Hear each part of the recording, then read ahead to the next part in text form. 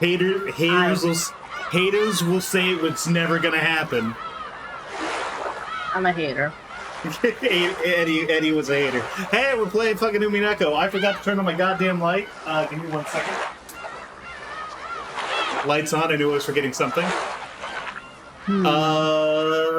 Hey, I have no absolutely fucking. I have very little clue on what's going on in UMINEKO, like whatsoever. I've somehow managed to dodge most spoilers for it. Like basically every spoiler, honestly. I'm fairly blind. I forgot to put no spoilers in the title. I was about to fucking say, what is wrong with you? Put it in the tags or something. Jesus.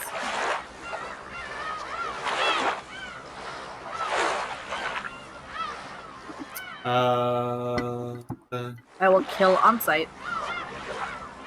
Yes, Eddie is a big UMINEKO fan, and she will kill on sight. What a day to be on the internet. Boy, isn't it, Beryl? I was half part of me was like, you know, I should maybe I should play Hitman today instead. I'm sure there's a couple good opportunities for a nice title. Beryl. Nice joke on that.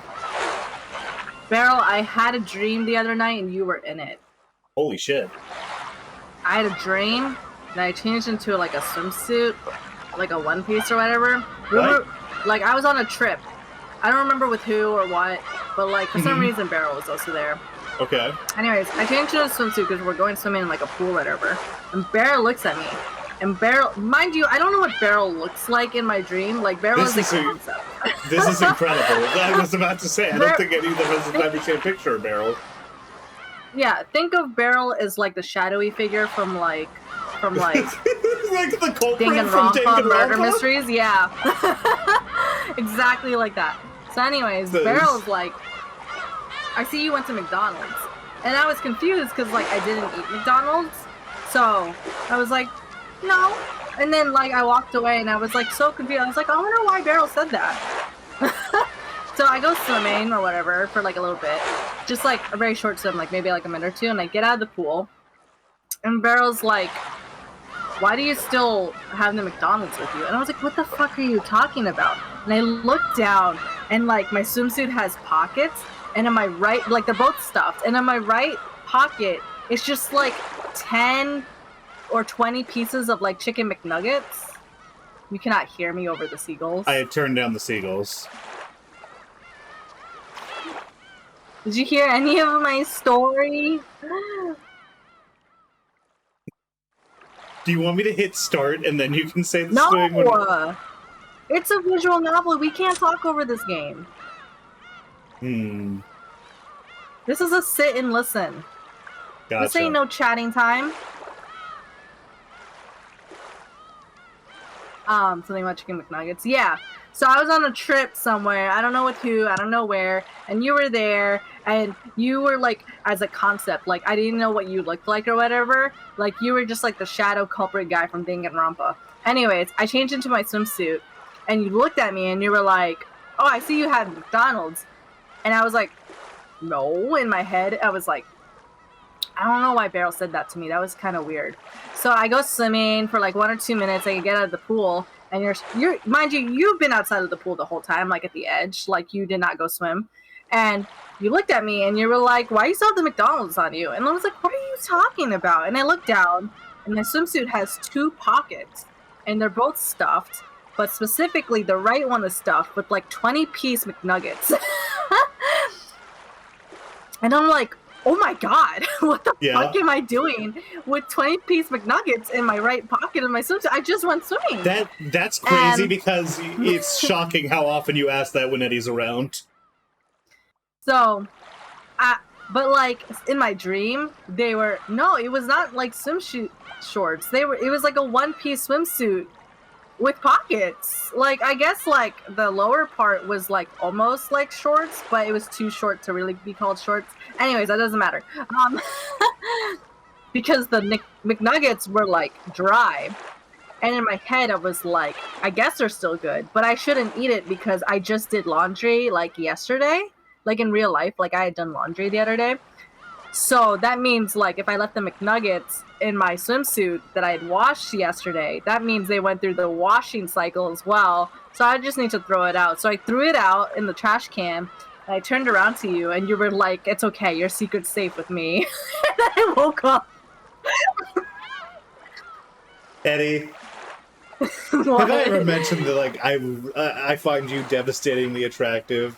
You are the light of my life. I love you so much. Minor right concern. now. Oh, what's up? What's up, hon? Even right now, that. Yeah, even especially right now. What's up? What's up, hon? Oh, welcome back. What happened? Discord does this thing where it stops sharing the screen with me. Oh, well, that's unfortunate. You should that should not be the case. Mine doesn't much. No, Discord just does that. Studying hell as per usual until August. Rest in pieces. Well, Stay strong, I think. Pawn. Hey, thank you for the follow, Pawn. I appreciate it. Wow. I think it's time we start. I think we should go ahead and click start on this.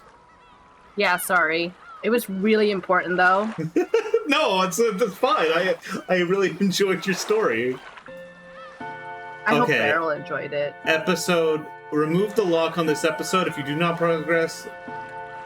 Okay. Wow, thank you for the sub. Wait. Oh, yeah, thank you for the sub. Thank you for the prime. I appreciate that.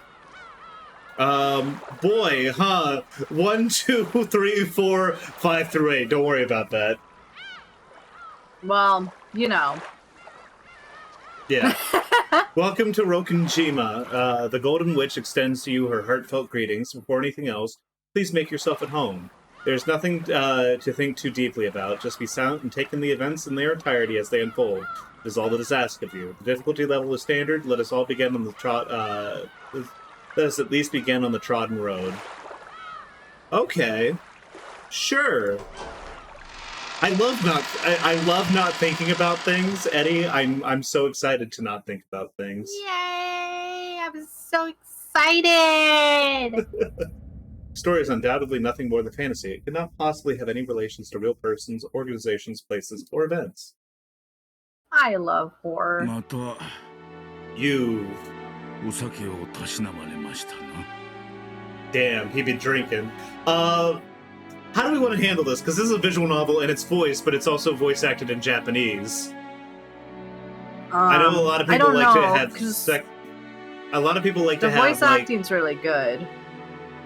Should I just do the narration? I guess. I guess it's a visual novel. I told you we sit here and we listen. Yeah, give me. Or one rather, second at this here. point, we read. I'm going to turn up the game capture a little bit. I'm going to turn down the audio because holy shit, this is loud. Ew, Pawn. Kinzo's your scrimblow? Kinzo, my beloved. I love how people are already like, oh, I'm judging you now. Well, I get it, in a way. Anyways, I think I'm going to like read out like the I guess I'll read out the part 1. Hey Dagger, how we doing? I think I'll read out the narration. I'm going to let the voice acted dialogue be voice acted. I'm not going to be doing better than a Seiyu. Apologies the to main people character using does this. Think to himself a lot, so yeah, it's going to work out fine. Apologies to everyone who is using streams as second screen content. I'd like to apologize. Anyways, the old physician let out a sigh as he removed the stethoscope. 2 elderly men could be seen in the dimly lit study, which was filled with dust and a sickly sweet stench. In the corner of this room, which was much larger than what most people would call a study, there was an expensive-looking bed, a man undergoing a medical examination, and the physician conducting it. There was also what appeared to be a servant watching over the whole scene. Yo! Alright. Listen. You know what? Real. Fuck you, dog. This bottle's been my bedside companion since I was 12. The man who had buried his chest with what a strong open to a character. Right. Fuck you. I'm drunk since forever. Fuck you. The man who had bared his chest with a stethoscope spoke unapologetically as he straightened out his clothes. Nanjo Terumasa, excuse me. Your body only appears to You be just well need to know thanks to... Nanjo. Okay, Nanjo. Your body only appears to be well thanks to the effects of the medicine. I just said that I was going to... Whatever. Treatment will Old become habits die meaningless. hard. Do whatever feels most natural. I guess. Part of me is just like, fuck it, read it all. So maybe I do that, actually. I thank you, though only for the sentiment. My friend. Genji. Another glass. Water it down slightly. Wait, Nacho can save face! You quite sure? After eyeing both the master who demanded the alcohol and his doctor who forbade it, Genji, the old butler, silently gave a slight nod and carried out his master's order faithfully. I mean, shit, like, the doctor doesn't pay your bills. Mm-hmm. Nanjo, the man's personal doctor, let out a deep sigh once again as he watched the butler busy himself alongside the liquor cabinet. Good old rich people. There's a smell filling up the room. The sweet, poisonous aroma felt as though it melted the heart, not the soul itself. It was the smell of that venomous green drink the man couldn't bring himself to part from. Oh, he's an absinthe drinker. Oh, he goes hard on the absinthe. Okay.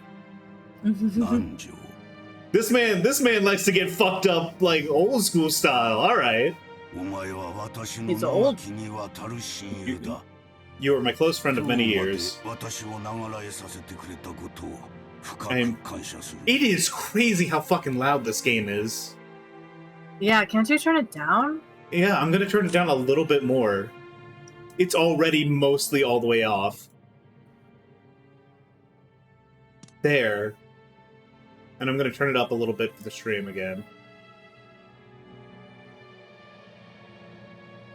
But our beloved Seagulls. I am deeply grateful for all that you have done to keep me alive for this long. I have done nothing. Maybe I'll turn up the voices one more. I gotta say, this is a little too low now.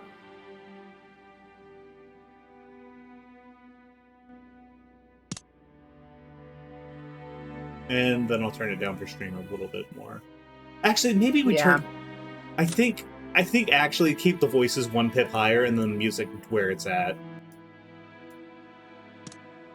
Yeah, that feels good. That feels good.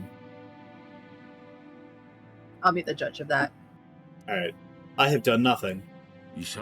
After all, you never listen to my advice as your physician. I thank you for all you have done to keep me alive. What? Fucking nothing? You don't listen to shit!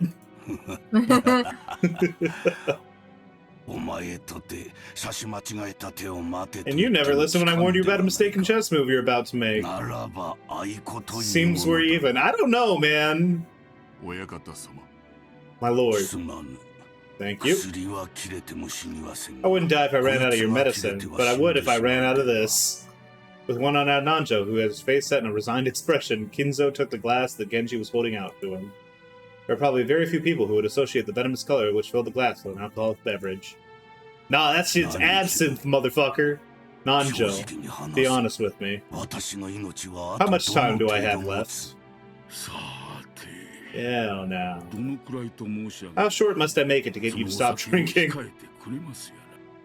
Nanjo once again let out a sigh of resignation as he watched Kinzo down the glass. Regardless, he spoke. You don't have much time. What precisely do you mean by that? Let us illustrate it with the chess game here. You were closing out the game quite well, but I do not ultimately see you cornering my king. Nanjo's gaze directed at the side table, which held a stately chess set placed upon top of it. Oh boy, I love chess metaphors. I'm guessing there's gonna be a lot of those fucking things. Mm-hmm. Judging by the positioning of the pieces, the match was well into the endgame. The black broke and bishop were cutting deeply into the enemy lines. The White King had already been castled and cornered, so that even an amateur could see that the match would soon reach its conclusion before too long. Every time Nanjo came to give a medical examination, both of them would make a few moves. Nanjo was stating with confidence that Kinzo would most likely fall to his eternal sleep before this game could be concluded. Alright, Det, analyze the position. I don't know fucking chess, man. Whenever I play chess, I literally just, like, it's vibes. Like, it's vibes, I thought you and did I'm... know. Like, I know how to play chess. There's a different... Okay, let me put it to you this way. There's a difference between knowing how to play chess, like how the pieces move, and like you know, the different stuff that you can do, and knowing how to play chess in terms of, like, the strategy that you should use. You know? Okay.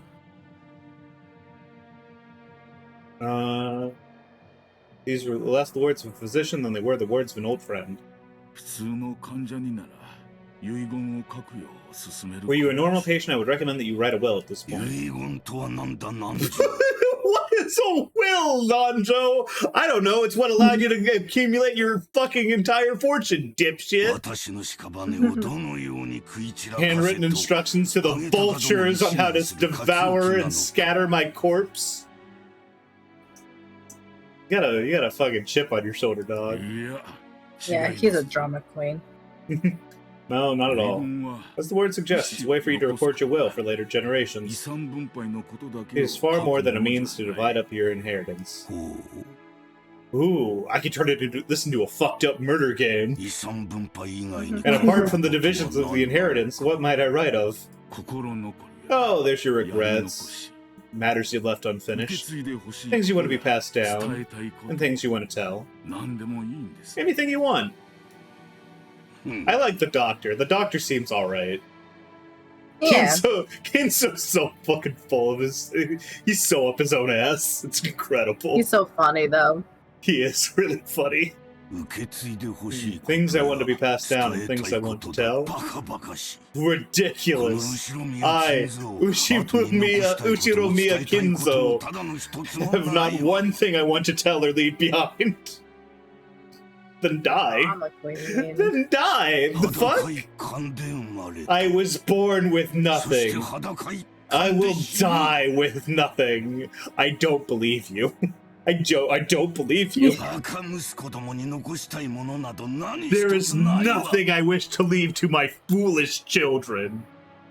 Even if the end were to come today, even if it were to come right now, I shall accept this fate of death without a trace of fear. Like, damn. I created everything. My fortune, my prestige, everything. I definitely didn't have any kind of supernatural assistance, and I definitely didn't have any kind of will, anything left to me. Those were built up by me, and they will be lost along with me. There is nothing I wish to leave behind. It's all in one piece. He starts the great. He starts the first great, like, the great murderer age. Right. After I'm gone, I care not if it all goes to waste. I desire no tomb, no coffin. Oh, I actually leave the vultures. Okay.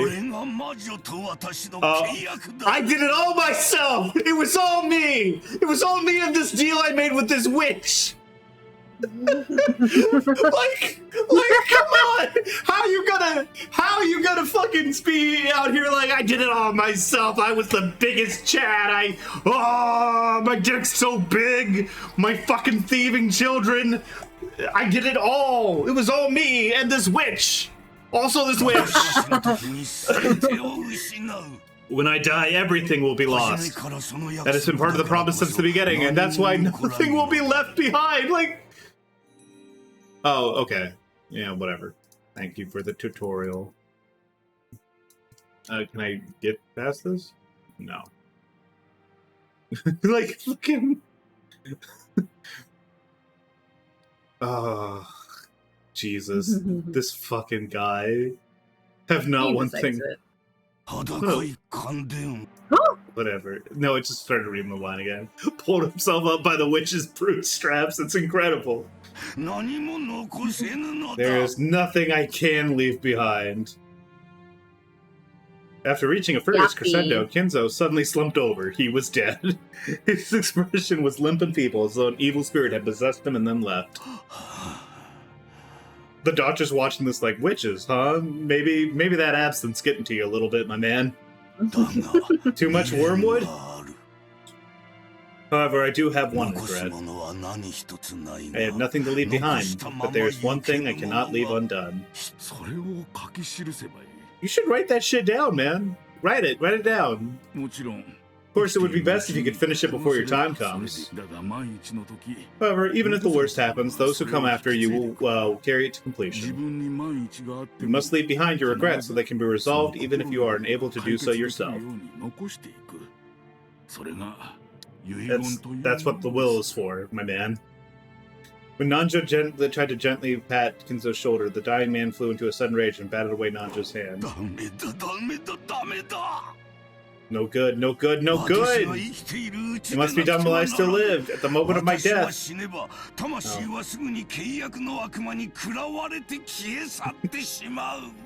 Very normal. At the moment of my death, my soul will be devoured by the demons of the contract and wiped out of existence. For me, there will be no peace or another world after death.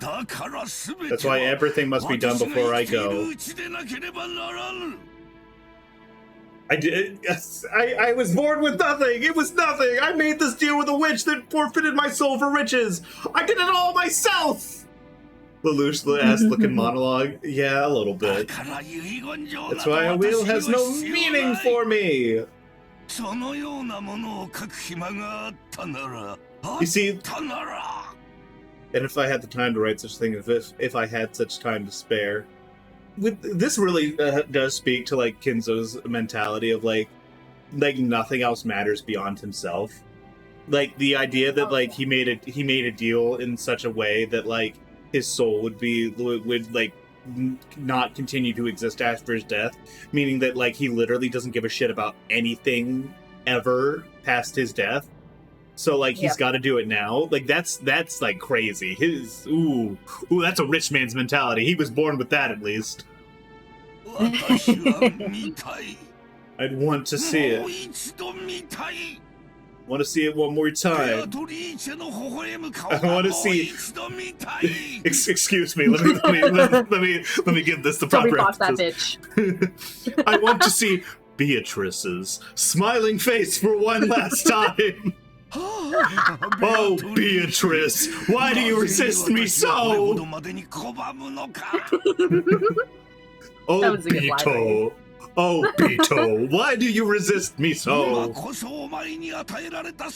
I would return everything you have given me right this very moment. I am prepared to lose everything. Yeah, that's not how a deal works, though. Please just show me your smile. Just one more time. Beatrice, I beg of you, you must be able to hear this final plea. That's the kind of woman you are.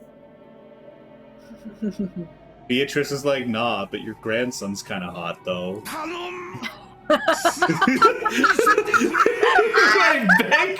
I beg of you, show yourself to me. Yo!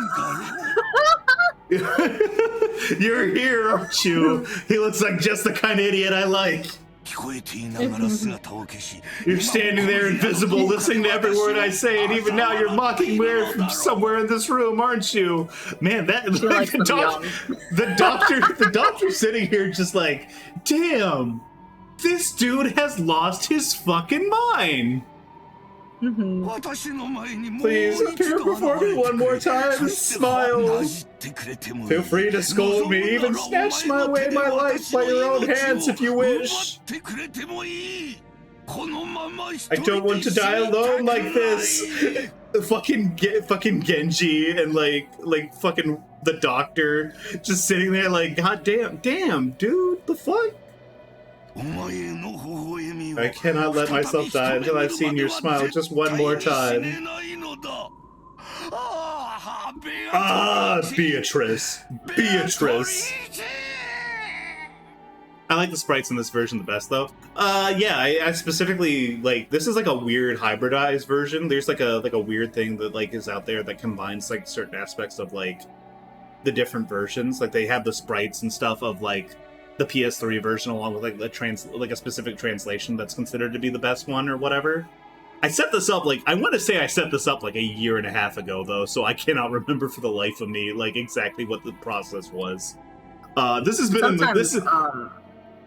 Sometimes when the Higurashi games get re-released, they also come out with, like, new, different soundtracks for it. Yeah. And a lot of people have arguments whether, like, the older soundtracks sounded better for the moods and stuff. I don't know if UMINEKO was affected quite the same, but it could be possible. Yeah. This shit hits so far. Yeah, no, I'm having a good time. This is, like, pretty entertaining. That's so exciting! I offer up this life of mine. I offer it up to you. I'm begging you, Beatrice.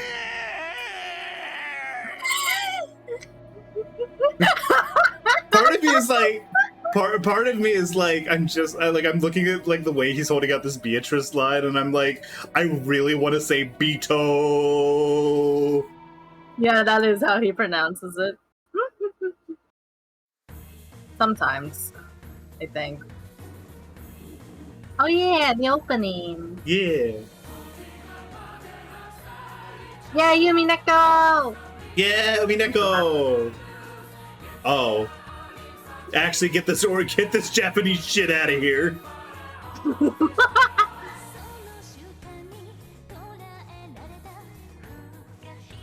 Incomprehensible madness, continent subjectivity.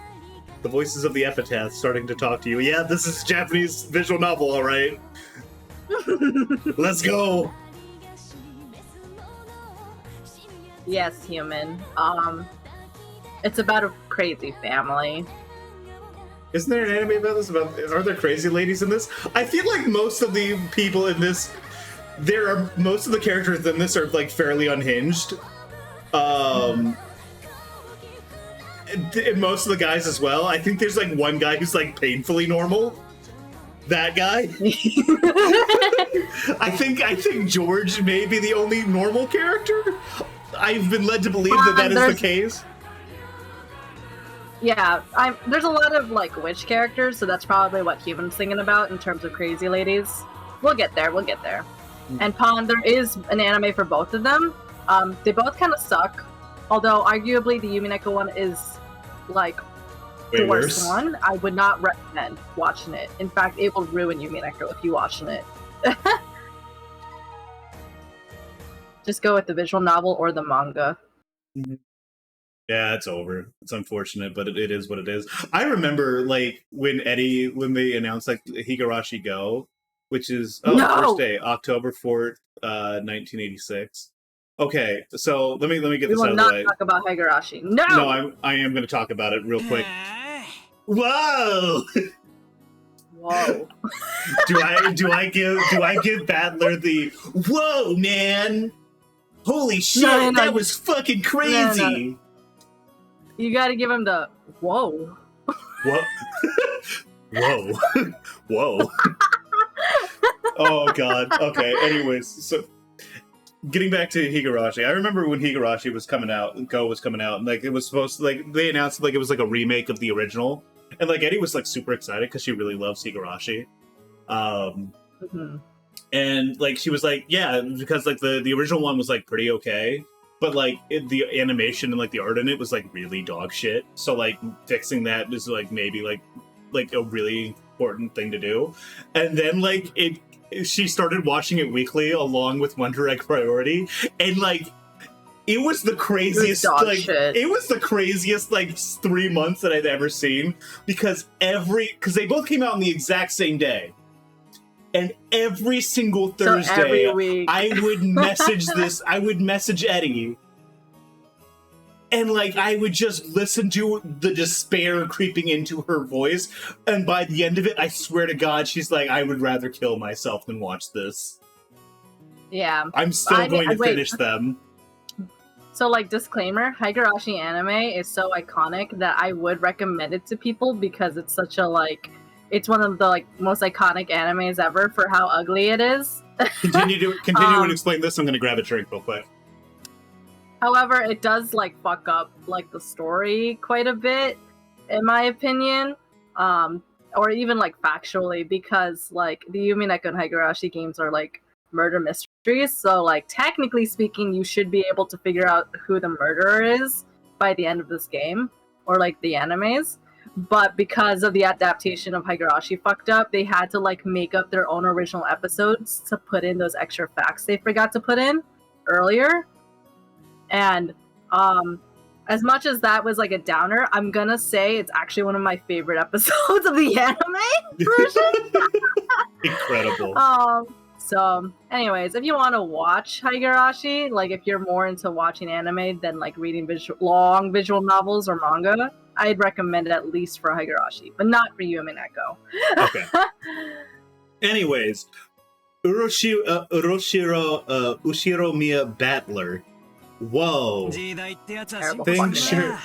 Things sure move with the times. I can't believe we'll be able to make the trip in just 20 minutes. I couldn't help but scratch my head and marvel at how far things have come in recent years. We used to go by boat. Back then, we were all forced to endure nearly half a day of swaying back and forth over the sea before we reached Nijima. Things have gotten so much more convenient these days. Still, I've never been on a plane this small. I've flown in a huge jumbo jet before. This will still be my first experience in such a tiny one. Fucking calm down. It's gonna shake, isn't it? They say that smaller boats shake more. I guess the same rule probably applies to planes. Just spare me. It's your favorite character. I don't know why this man, like, every time I've seen this man posted it, every single time I've ever seen this man on Twitter, it's always been like someone posts an image of his face and like the most like, what if the blandest white man you know sort of shit. And like every single time without fail I will see a George Ushiromiya like just sticking out somewhere in the comments section, and I'm like, this motherfucker's so normal, he's the weirdest one. I can feel it. Yeah, George is nice though. I'm gonna go grab some water. Yeah. It'll shake way much less than the boat did. This could be like two more like, hey, which one of these is the protagonist and which is a dipshit side character I've ever seen? Don't scare me like that. You just shaved 3 years off my life. Anyways, what's shaking got to do with anything? I'm sorry, does this motherfucker have a zip-up suit jacket?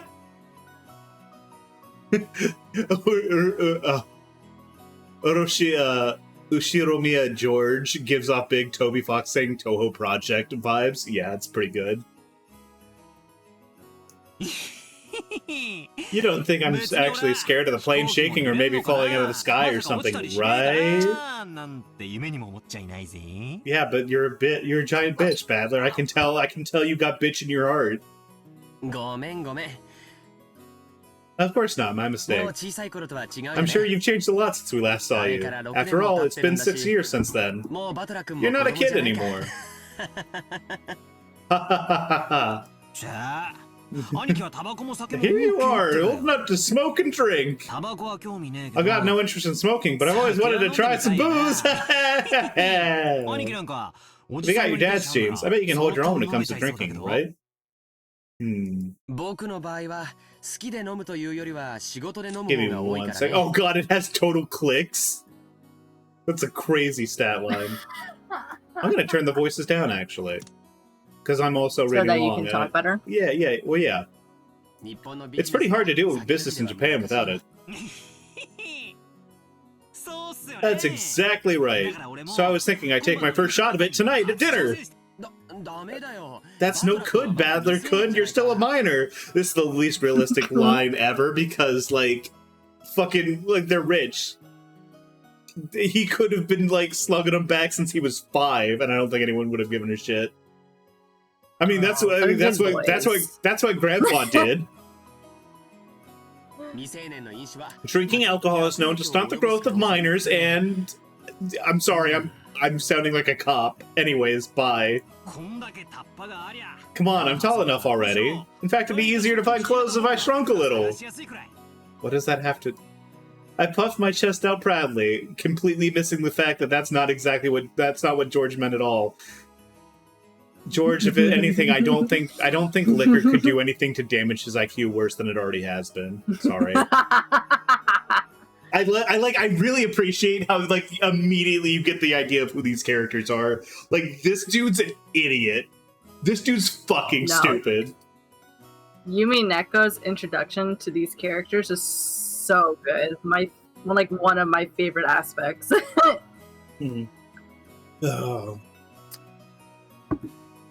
Oh, whoops! I forgot to read that. Until I hit my growth spurt, my height was below average in my class. But then I grew and grew, and before I knew it, I was over 180 centimeters tall. Let me see how big that is in feet. Give me 1 second. I'm sorry, I don't know what centimeters are. How many feet does Battler have? On average, it's usually 2. 70 inches. So just under 6 foot? Wait. Human.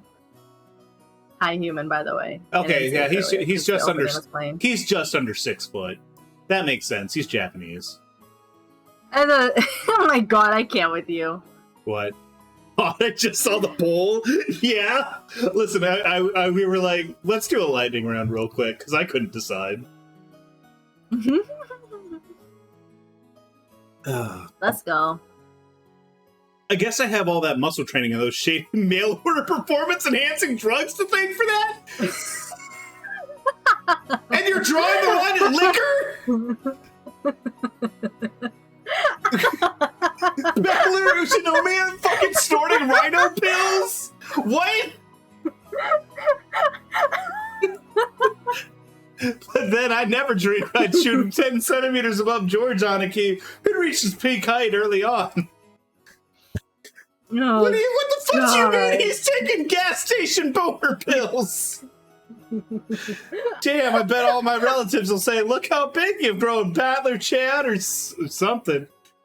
Oh, we're in an ad break. Oh, son of a bitch. Yeah. Oh.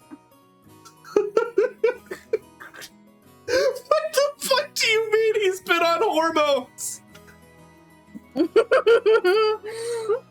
Oh.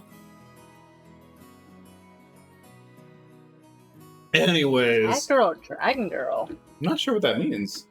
That kind of thing is really embarrassing, so I hope they'll cut me a break. Anyways, my name, Battler. Okay, alright. I'm waiting for this because everyone needs to see the justification for this shit. Oh my god. My head hurts. Give me 1 second. I'm gonna grab an aspirin because if I'm laughing this hard throughout this whole thing, I'm gonna get a headache. Holy shit.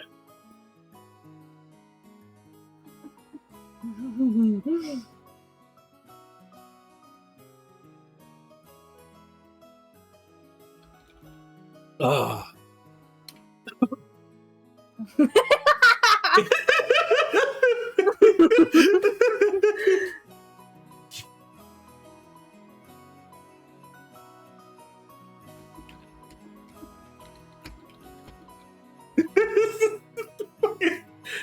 Said I really like Kobayashi. Yeah. Alright. Anyways, my name, Battler. That's pretty damn weird, don't you think? Yeah.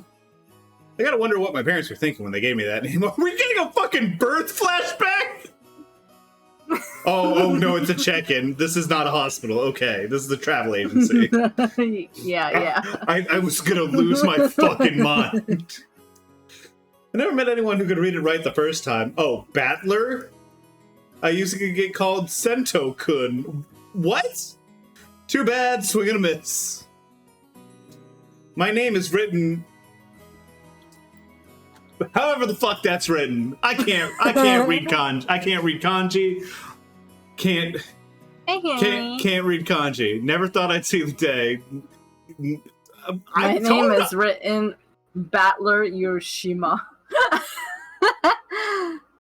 Can you read it? No! No! The first part is my family name, Ushiromiya.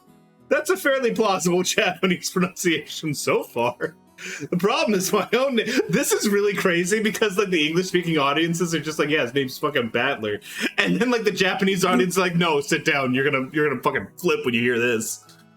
It's fun. The problem is my own name. That's made up of the characters for fight in person. It's pronounced Battler. Put it all together and you got Ushiromiya Battler. Pretty crazy, right? Yeah! It's fucking love this is a delight. I really love this. I really love the fucking TL note, like fucking Keikaku means plan. And it's crazy enough that my parents decided to call me that, but it's even more crazy that some government worker let them make that official. Both groups are at the top of my must-kill list. Anyways, this is one of my cousins. His name is whatever. It's pronounced Ushiromiya George. He's 5 years older than me, and he's probably turning 23 this year? He doesn't know how to do math. So that means Battler's 17, right? Since the Ushiromiya cousins consist of 2 boys and 3 girls, I ended up playing with George all the time. Because I've always thought of him as a big brother, I still call him Aniki today. That and he's a Yakuza.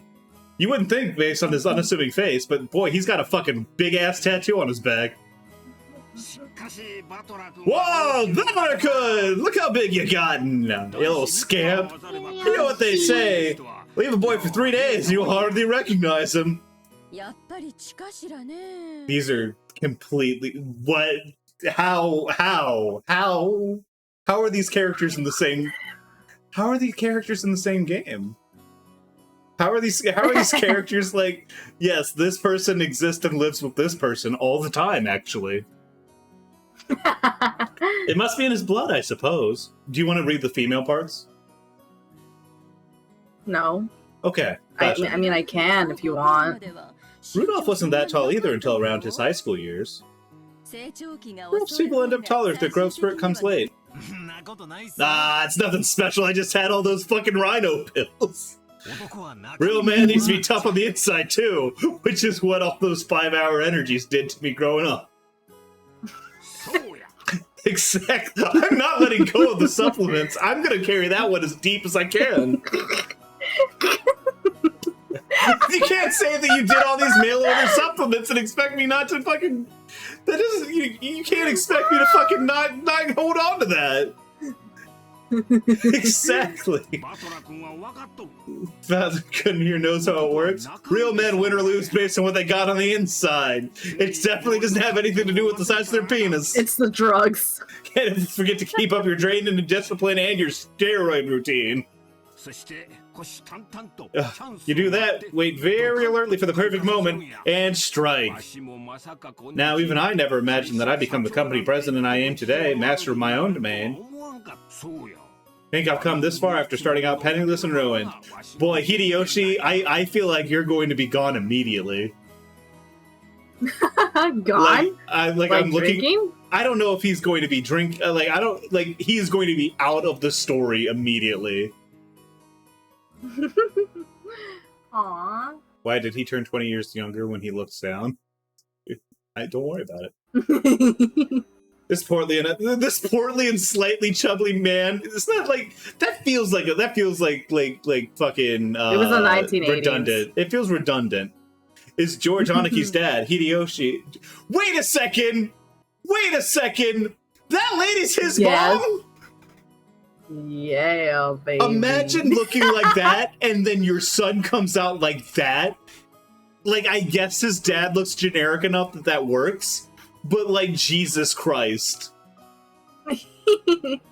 He's the husband of Dad's older sister. In other words, we're not blood related. He married into the family. He's nice to children, sociable all the time, quick to give out some spending money to us kids. Simply put, he's an awesome uncle. He does look like a pretty cool uncle.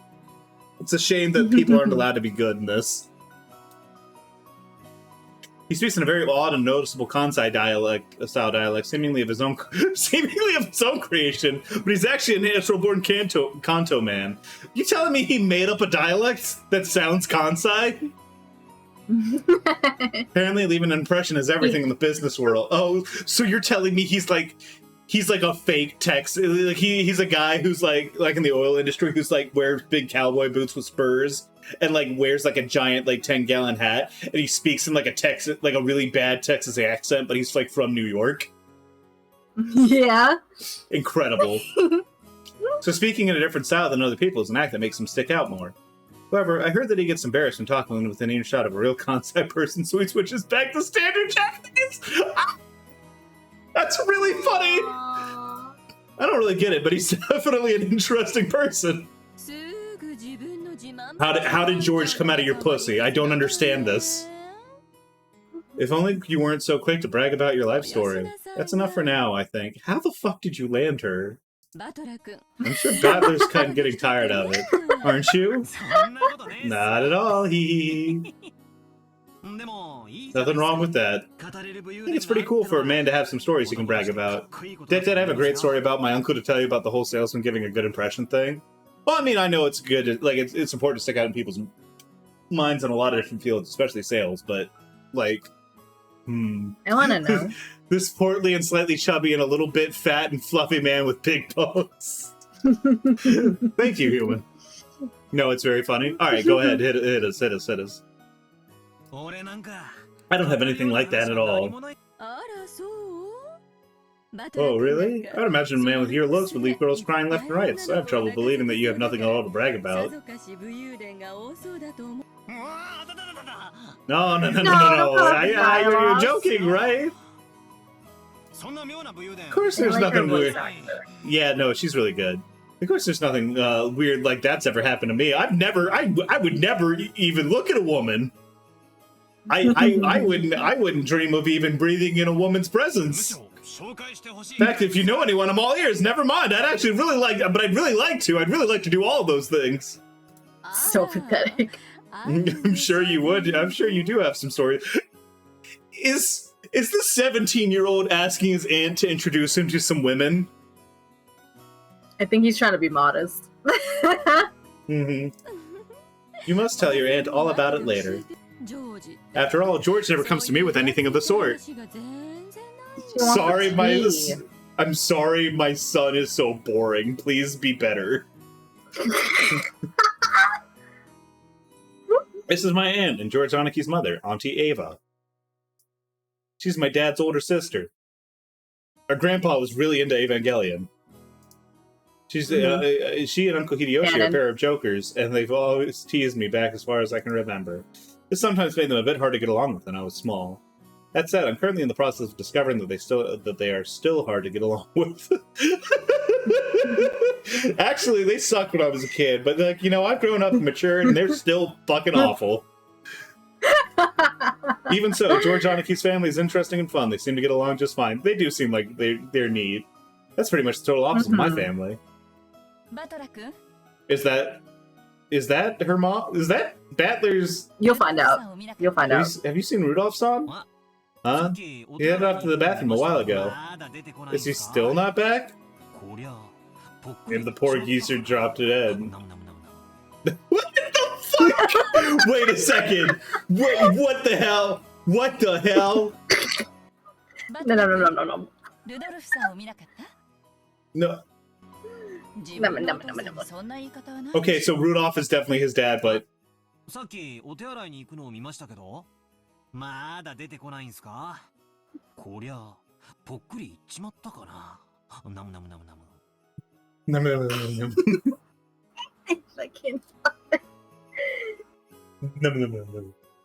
Like, you know what? I'm suddenly believing his like, no, I haven't had any experience with women. What are you talking about? That's no way to talk about your own father. Girl noises, that's it. This is definite. Like, I'm seeing how she stands up. This is definitely his mom. This is the first time he's taken so long in the bathroom. Yeah, your dad shits a lot. It's really fucked up. Yeah, the guy's always been that way. You really have to take a magazine with him every time he needs to take a dump? What on earth might he be doing with those? Are you... Badler, are you telling your mom that you think your dad's jacking off in the bathroom? Constantly?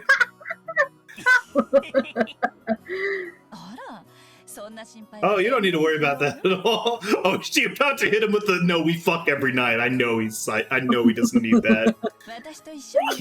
Yeah!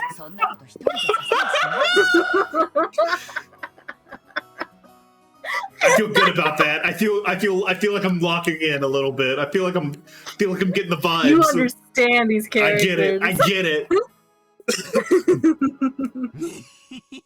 What? That's your... That is not a reaction to your mom and your dad doing that shit. Wait, your parents.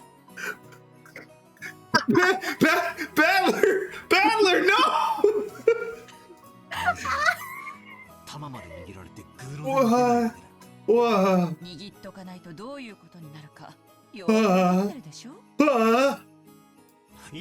Sorry, I haven't been reading this.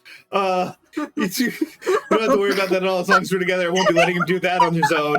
Ooh, I'll have to get the juicy details later. Sounds like Dad's got his balls in an iron grip. You know exactly what would happen with that man if I didn't keep a tight grip, don't you? Battler Toreto Shinoko. No. Oh, no kidding. You're the only one capable of reining in the old bastard.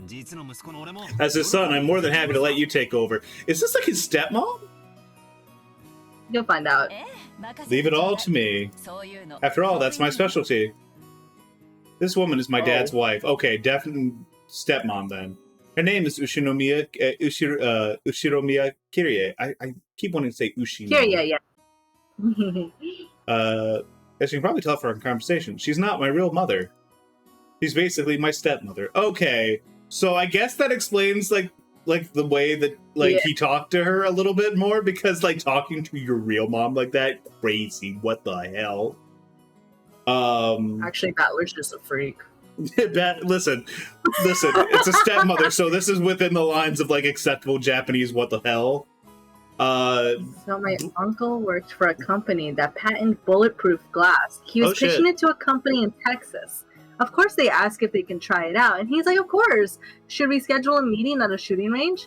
The Texas businessman pulled out the revolvers and such. No, we can do here if you have the equipment to set it up. My uncle, in order to save face with the Texas business guys, decided he would stand behind the bulletproof glass while they shot at it. You see, on one hand... No, you know what? This is the exact same energy as that one guy who's like, yeah, I'm just gonna start jumping on this glass to prove to like everyone that like, you know, this glass 50 feet up, there's no way this could ever break, or like a couple hundred feet in the air could never break, and then it falls out. It just falls out of the pane. Nightmare. Yeah. That one's pretty fucked up, but it has the same energy. It's the exact same energy. I'm sorry, you don't need to be doing all that. I get it. It shows confidence in your product, but still. Anyways. My real mom died 6 years ago. My uncle has never suffered a bullet wound. Good. I'm glad to hear it worked out for them. But also, not necessary. My unnecessary. Mom died 6 years ago. Kirie-san is the woman Dad married afterwards. I mean, I'm not a kid anymore. It's way too late for me to start calling his second wife mom. Yeah, fair. It actually feels like using the word son on this massive kid who's no relation to her at all. We aren't little kids. I mean, he was 11. There's time there. We aren't little kids. We know there's nothing to be gained by fighting. So we decided we want to force ourselves to pretend we were family. I've decided to act a bit more frank with her, as though she's a friendly neighbor instead. Yes, the friendly neighbor who's fucking my dad, and I am constantly talking with her about that fact. It's much easier to keep a little distance instead of forcing ourselves to act out close and making each other uncomfortable. Because nothing says being comfortable with each other by talking frankly about how I would never let your dad masturbate on the toilet too much. We're fucking too much. Kirie has been very open about all this, and thanks to that, we've been able to get along pretty well. MILF by marriage, incredible. Good job. So we were capitalizing on Dad being True. away in the bathroom to badmouth him. The man himself came back wiping his hands with a handkerchief. I thought for a second I was going to say wiping his ass with a handkerchief. Yo. Oh, I hate him. Oh, he's a scumbag. This man's a bad person. Jesus. What a fast impression. He's got that Gundam side cut. He's got that, how do I want to put it? He's got that, like, you can see my cursor on stream. He's got that side cut where it kind of curves forward a little bit, where, like, all Gundam villains have. Also, his hair is slicked back, and he's got that little thing, and he looks like an asshole because he's got small eyes. This man is a villain. Okay, shit. Holy fuck. Yeah, like, listen to his voice. Battle. Hey, what's up, Dad? What? Don't pinch my ear. Yeah. You've been talking trash about me with Mom again, haven't you? It makes it so hard to show a little respect for your father, huh?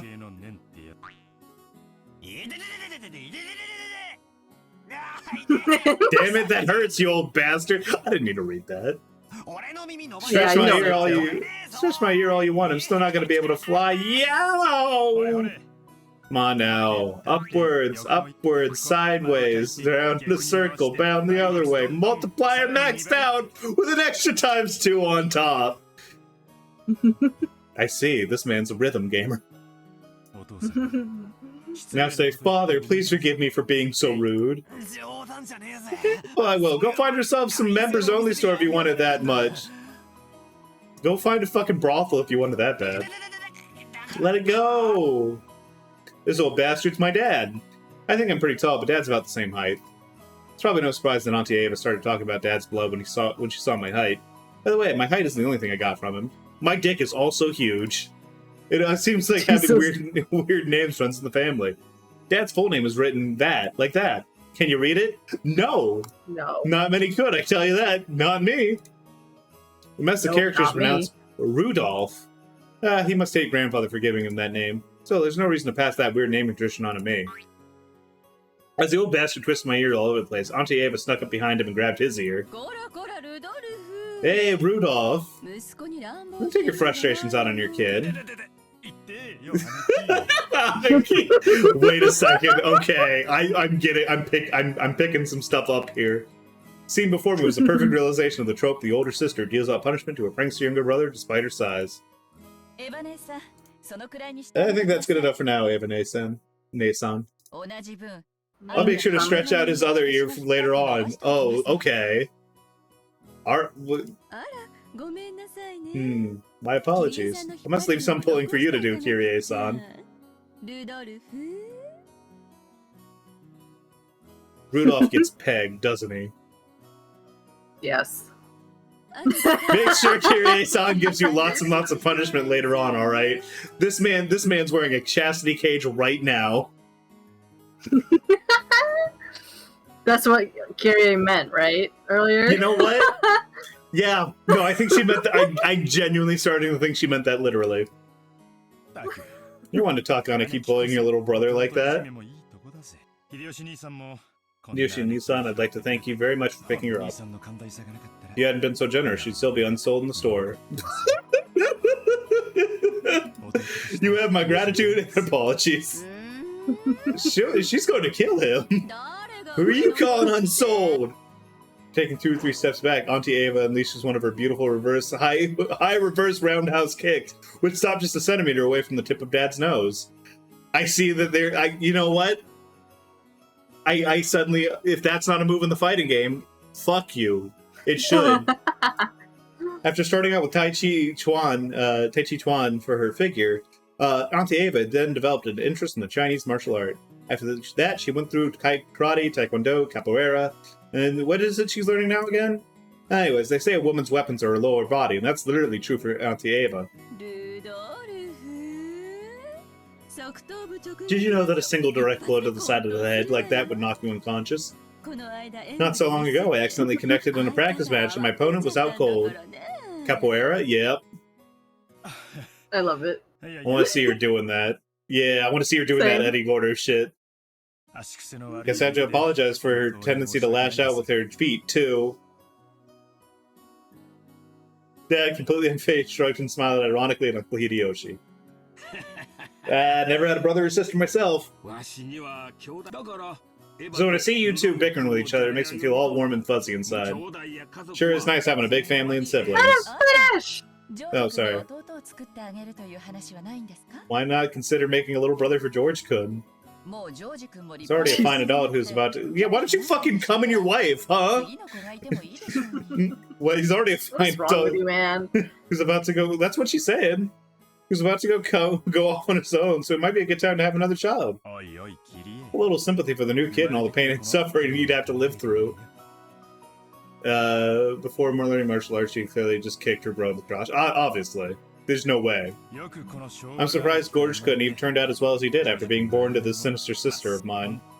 And what an awesome kid he is. Not like my kid, who sucks and is awful. Yeah, literally. Please share some of that with our blockhead of a son someday, would you? That's not how it works. Thanks to Ava's Nason's proper rearing, that George could become the good, gentle kid he is now. Isn't that right, Nissan?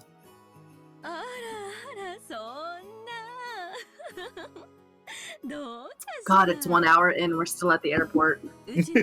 George still has a long way to go. Ah, by the way, how's your little Anje-chan doing? I heard she was vomiting. Oh, that's right. I was hoping to finally see her face after such a long time. Is she alright? She often catches a cold when the seasons change. She's very frail. I did want to bring her along, but we decided to have my family look after her this time. I think that's a wise move. She'll be on the mend faster if she's not exposed to the toxic head house. Child's health is always more important than an adult's convenience, don't you think? I know some great medicine for vomiting colds like that. When we get back home, I'll send it over right away, so be sure to give her some. Anje-chan gets to escape the carnage. I don't know. I've heard that name before. So I don't think she gets to escape. Thank you very much, Hideyoshi-Nisan. I'm always in your debt. But once the conversation suddenly veered off in that direction, we kids didn't have any chance of butting in. Now, I'm just happy that Auntie Ava gave Dad his just desserts for tugging in my ear. Looks like we're still waiting for the weather report. You know, George does look like the guy who would start talking about the weather the first thing once you get him alone. Why are you so mean to him? Because look at him. Look at his face. I have to bully him. He looks like you. Shut up. The pending weather clear. Give me 1 second. I'm gonna go grab my my square frame glass, and I'll be right back. I'm not joking. I'm doing it.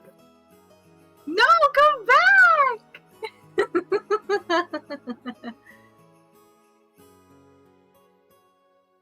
George looks like that little kid character from Cardcaptor Sakura. If he was like 5 feet taller. Did you please part your hair like George for science? Could you also put on a 3-piece suit while you're at it? I would sooner kill myself. Alright, square frames on. I don't know what you're talking about. We look nothing alike. Are you going to be able to read okay? Are those the same prescription? Yeah, they're the same prescription. It's been a while since... They're really dusty. Damn, I haven't worn these things fucking forever. No, you gotta part your hair. The one who's just a cloud, but as a kid, yeah, Ariel. Anyways... Ariel? The pending weather clearance time was still stuck in the scheduled. This is stuck next to the scheduled departure time for the flight we were scheduled to board. According to Aniki, smaller planes are more subject to winds than the other effects of the weather, and it's not all uncommon for flights to be delayed because of that. Wait a second, it isn't really gonna shake, is it? From down here on the ground, it just looks cloudy, not windy. No, I guess it's just up where it's different up where planes fly. Weather's a bit uncertain today. Auntie Ava was looking at a TV in the lounge. The weather forecast was being broadcast, informing us that a typhoon was approaching the Kanto region. Typhoon again? Guess we're doomed to these, with the family conference being in October every year. Couldn't he choose a better season? I agree. Always hope we could have it sometime around the Obon Festival in mid-August. In that case, why don't you suggest that to Father Nissan during the conference? Very funny. Why don't you do it yourself? Our brother would never listen to anything I suggested. No. It doesn't really bother me that much to have it in October. You were just bitching about... You were the one who complained about the typhoon, so I said, ask them to change it then. That's all. Oh, I can see how she would be annoying as hell to grow up with. I only said the typhoons only come around this time of year. This is so weird. I've been wearing those other frames for so long, but I think these are like fucking weird to me. Wait, what? I've been wearing the round frames for so long that these are like fucking weird to me now. Mm-hmm. He's still cute though. Anyways. And you said so too last year. Didn't you say it would be easier to fit into your schedule if it had it nearer Obon? I never said anything like that. Yeah, that was all her. Oh, yes, you did. She's gaslighting hard as a motherfucker. I certainly wouldn't forget something like that. No, I didn't. You're the one saying that all the time. Yeah, the OG localization was extremely cringe and it's of its time, but I actually like Karo's dub voice from that time better than the newer dub. Ooh. We do stand a girl boss. It's like... How do I want to put it? There's like a weird dichotomy between like these normal guys with like the fancy suits, sort of. Except with the exception of Badler, who has that fucking bizarre zip-up like suit jacket, which is like fucking crazy. The other guys just have like designs on their lapels. Meanwhile, Ava's sitting here in this, like, crazy Cheongsam, like, Chinese-style, like, top with, like, her one long glove and one short glove, the one bracelet, the fan, the fucking tattoo on her arm. Like she's going crazy. Ava's awesome. Her design is so good. It's so... it's really good. Actually, a fun fact about the UMINEKO, like, character designs is that like, this was only just like a few years ago, like this is rather recent, but someone had discovered, like, they theorized that the creator had based the designs of the UMINEKO characters based off of a J Fashion, like, Harajuku magazine that he just, like, one-to-one copied. Good. You know what? Good. Correct. And, like, some are, like, literal, like for detail copy to copy, and other ones are like they theorize that the images must have been like too blurry for him to see the exact details, so he got parts of the outfit wrong and had to make up his own shit. So like random belts were added and shit like that. So that's like what's going on with like that's what's going on for like her random like belt on the Cheongsam or whatever. It could be like over her shoulder. I'm thinking of a different character that's gonna come up soon, or like once they land the plane. Like later, that does like have like the random belt, but yeah, it is possible. Okay, so we'll see here like 2 streams from now. Yeah, basically, because they're like, holy crap. You're the one saying that all the time. Are you aware? Ad break. Stopping a cake just a hair breadth away is a very high-level technique. Your age should be more proper than that. Bad move. Bad move. This is a terrible line of inquiry if you'd like to keep your shit unkicked. Dad and Auntie's argument looks no different than a couple of brats bickering. I expect that's because, although they normally act as mother and fathers, they turn right back into kids again when they meet their older siblings at these family conferences. Yeah, that makes sense. One who looks like a real adult analyzing it all calmly. Hope I never turn out like that old bastard. I'd much rather... Battler, don't worry. I'm sure you're never going to find a woman who pegs you and, like, locks you in a chastity cage. I'm sure that would never, ever happen. I have hope. I don't believe you. I'd much rather end up as an intellectual adult like you, Aniki. Impossible. You're too stupid. Like me? Oh, I still have a long way to go. I still have very little experience out there in the real world, and I need to work on becoming more bold and sociable. I think you far surpassed me on all those counts, Bather-kun. I'm sure you'll outstrip me fast enough when you become an adult. George Aniki scratched his head and laughed as if he was trying to hide his embarrassment. Of course, he was just being humble. Aniki entered a university and became an apprentice at Uncle Hideyoshi's company at the same time, studying both academics and how to become a business emperor in parallel. That's a fucking phrase and a half. Then, right after graduating, he got into Uncle Hideyoshi's company as his father's aide, piling up a lot of real-life experiences to devote himself zealously to his work. He even has grand dreams of one day standing on his own and becoming lord of his own domain. Aniki's a real paragon of a man, sparing no efforts as he strives towards his goal. It's no exaggeration to say that I really respect him. And then there's me. I'm nothing at all like Aniki. And then my happy-go-lucky idle high school life to the max. That's a fucking phrase. I got no dreams for the future. I'm calling it now. George is gonna start the killing and murder and shit. No, he's too normal. like he's not even like. There's like a type of normal that like is exactly like what you're talking about, Dagger, where like they're so normal that they will like absolutely be the one to snap, and like it's like they break and like they start killing. He's too normal to do that. Like he would start to do that, but then his like inherent normalcy would just snap back in. It's like, what the fuck are you doing? Stop that. And he's like, yeah, you're right. Anyways. I just like to sit back, stay cool, and let the money flow in. But of course that could never happen. When Aniki was my age, he'd already formed an impressive objective and started devoting himself towards studying for that goal. So I guess I can't compare it all. My dad just says, "Sure, you can study at my company if you like cleaning toilets." Damn it, I'm not going to be in the debt of that old bastard. I'll find my way myself. I guess that intensity is my one qualification towards adulthood. Should I go on one of those self-searching journeys that are all the rage these days? Yeah, it's not like I can mooch off my parents for that kind of money. He's like, yeah, but I could definitely backpack in Europe. Oh! Right then, Uncle Hideyoshi said it out loudly. My uncle's a really nice person on the whole, but he does have a problem controlling the volume of his voice. When I looked over, I saw that he was greeting Auntie Rosa, who'd come late. Same. If it isn't Rosa-san! Maria-chan! Long time no see! God, he's so loud. Aw, she's cute. Mm-hmm. She's so fashionable. She is. Maria, shouldn't that be, it's good to see you again? Greet your uncle properly. Her bangs are nice. I like her. You know what? I'm always like a big fan of like that sort of, like, I guess it's like a Miko cut, I guess, because I always see it on like Shrine Maiden characters. But it's like the bangs Hime and then cut. like you got It's a like princess cut. Okay, like the Hime cut then.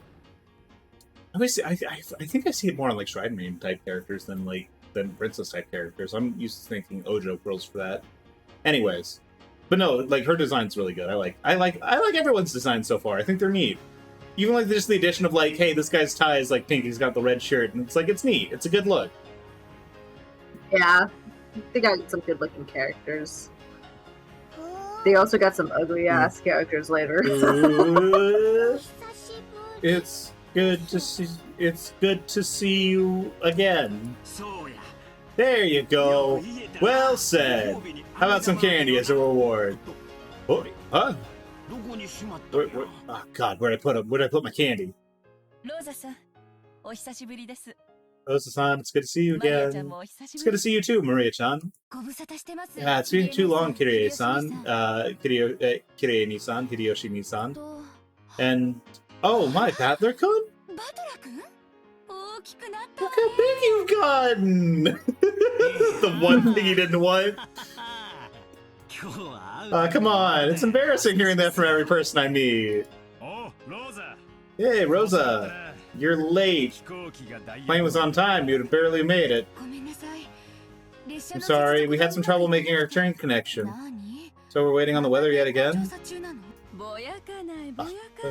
Don't... Boyaka. Oh, don't complain. I much prefer the 30-minute plane trip to spending 6 hours bouncing around on a boat. Even if we're kept waiting for an hour, it's still much faster overall. Ooh, Maria-chan's gotten huge too! So, how tall are you now? This, I like this guy. I like a guy who's like, you know, good with kids. Mm-hmm. Ooh! That's not a number, Maria! So, how tall am I now? Maria parroted Uncle Hideyoshi's question, looking up at her mother. I guess she doesn't remember her own height. She's probably right in the middle of a growth spurt, so her height must be changed every month. Just a few more years, she'll probably start looking very feminine. That's normal. That's a normal thought to have, Battler. I warned you. Last time you got measured. Battler, please don't be weird to your underage, so like cousin. She just keeps getting bigger and bigger. That's weird. What do you mean? I don't know. Children grow up. Sure, but I think you'd think a mom would be like have that more like in hand. I guess I don't know. Ooh. That's true. I think she's grown a lot since like it feels like everyone else has like knows more about her like people are like referencing and like her being like bigger. It's like it feels like they're more on like noticing like shit to have to do with her than like her mom is. My mom sure did. My mom maybe. sure didn't. Yeah, maybe. Let's see. She turned 9 years old this year, didn't she? 9 years old.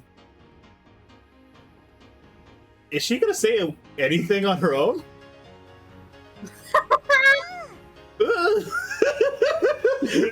Is she gonna say anything on her own? That's Are right. you You're 9 years old. Yes, yes, I am. That's actually all the answer I need. That's right. You're 9 years old now. Glad to see you're doing well too, Maria-chan. Yep. You. Oh no, George! You have to lift. You have to lift for your cousins, George. Does she have brain damage? Maybe. I don't know. Maybe she's just 9. She talks like a 5-year-old. What a rude thing to say to a lady. Is Battler also going to eat shit? Because if Battler doesn't also eat shit, I'm going to be like, this is a worse scene. There's a better version of this scene. When I went to lift her up in Anaki's place, Maria stiffened defensively, staring suspiciously at my face. Oh, that's right. Last time I met Maria was 6 years ago, and she was only 3 years old. Of course she doesn't remember my face. Maria-chan, don't you remember? It's Battler-kun. We used to play together, remember? I doubt she'll have any luck. Last time she met Battler, she was only 3. You don't keep memories at that age. She must know everyone's face apart from mine because she meets them every year, but I haven't had contact with the Ushiro Mira family for about 6 years now. Is that including? I'm assuming that's not including his parents. No. Well, like he's no, obviously he's like his parents. okay. Yeah. So he stopped going to see the family when his mom died. Yeah. About the same time. So it's no surprise that this 9-year-old girl doesn't have any memories of me. Even I can only just barely remember her being a 3-year-old crybaby. This is Battler Oni-chan, Uncle Rudolph's son. Understand? Uncle's son is... Uncle's the son...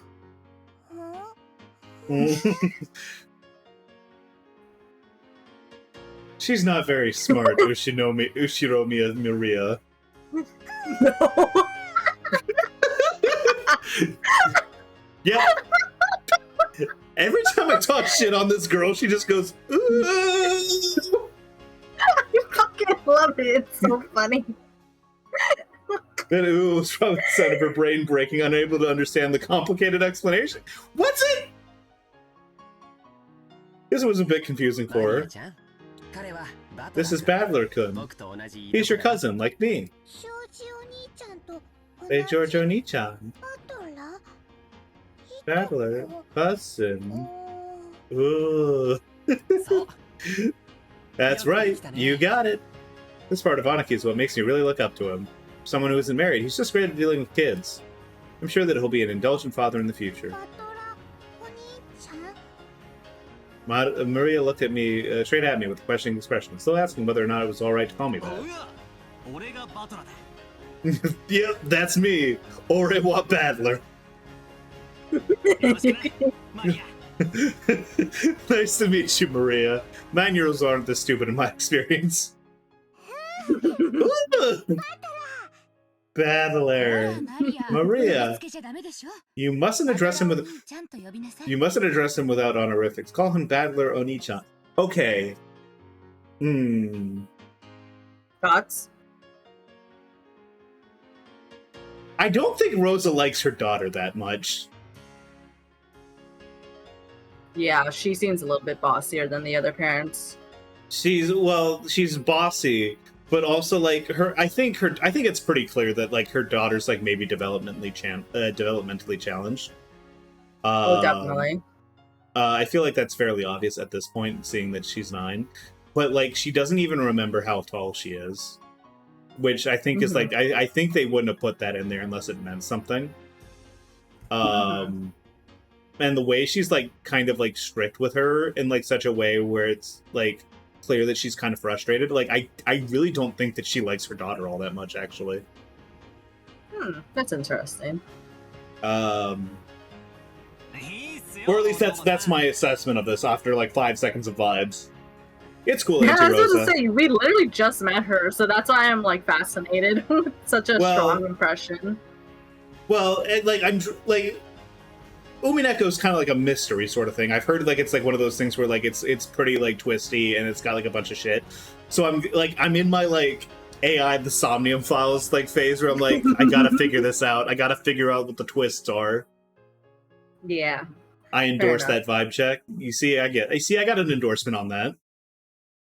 It's cool, Auntie Rosa. I don't sweat the small stuff. Right, Maria? We're buddies on a first-name basis, us two, aren't we?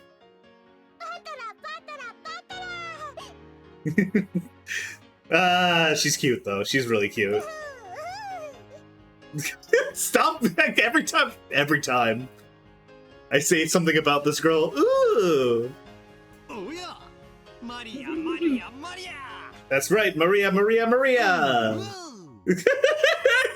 in stealing the catchphrase! Oh. We horsed around for a while to make up for the 6-year gap in our friendship. She still probably thinks of me as nothing more than a big new friend, but things will probably work out as we get to know each other again. Her moe levels are too high. But I'm surprised. She's just the way I remembered her being 6 years ago. What? At the mentality of a 3-year-old? She was 3? Some people, seems people don't change that much after all. I'm a bit happy she's still the pure, innocent girl I remember. Battler, I hate to tell you, that's a problem. Her name is written like that. That one's not so difficult to read.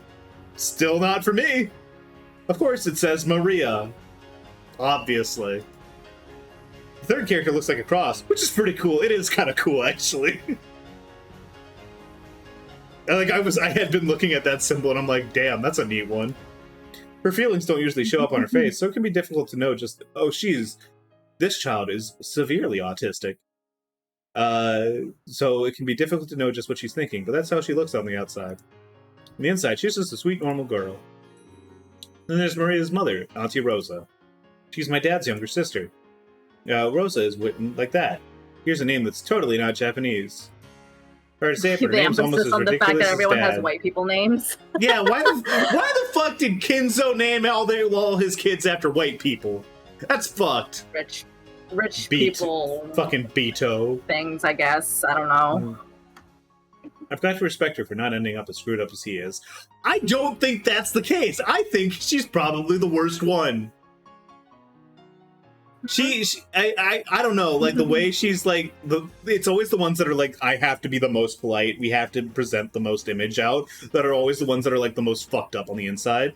Like Battler's dad is at least willing to like, you know, play around and shit, and like Ava is like clearly like she's like gaslight gatekeep girl boss, but like she's still like having fun.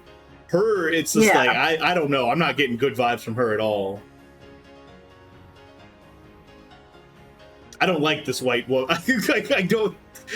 She's not white, but I don't like this white woman.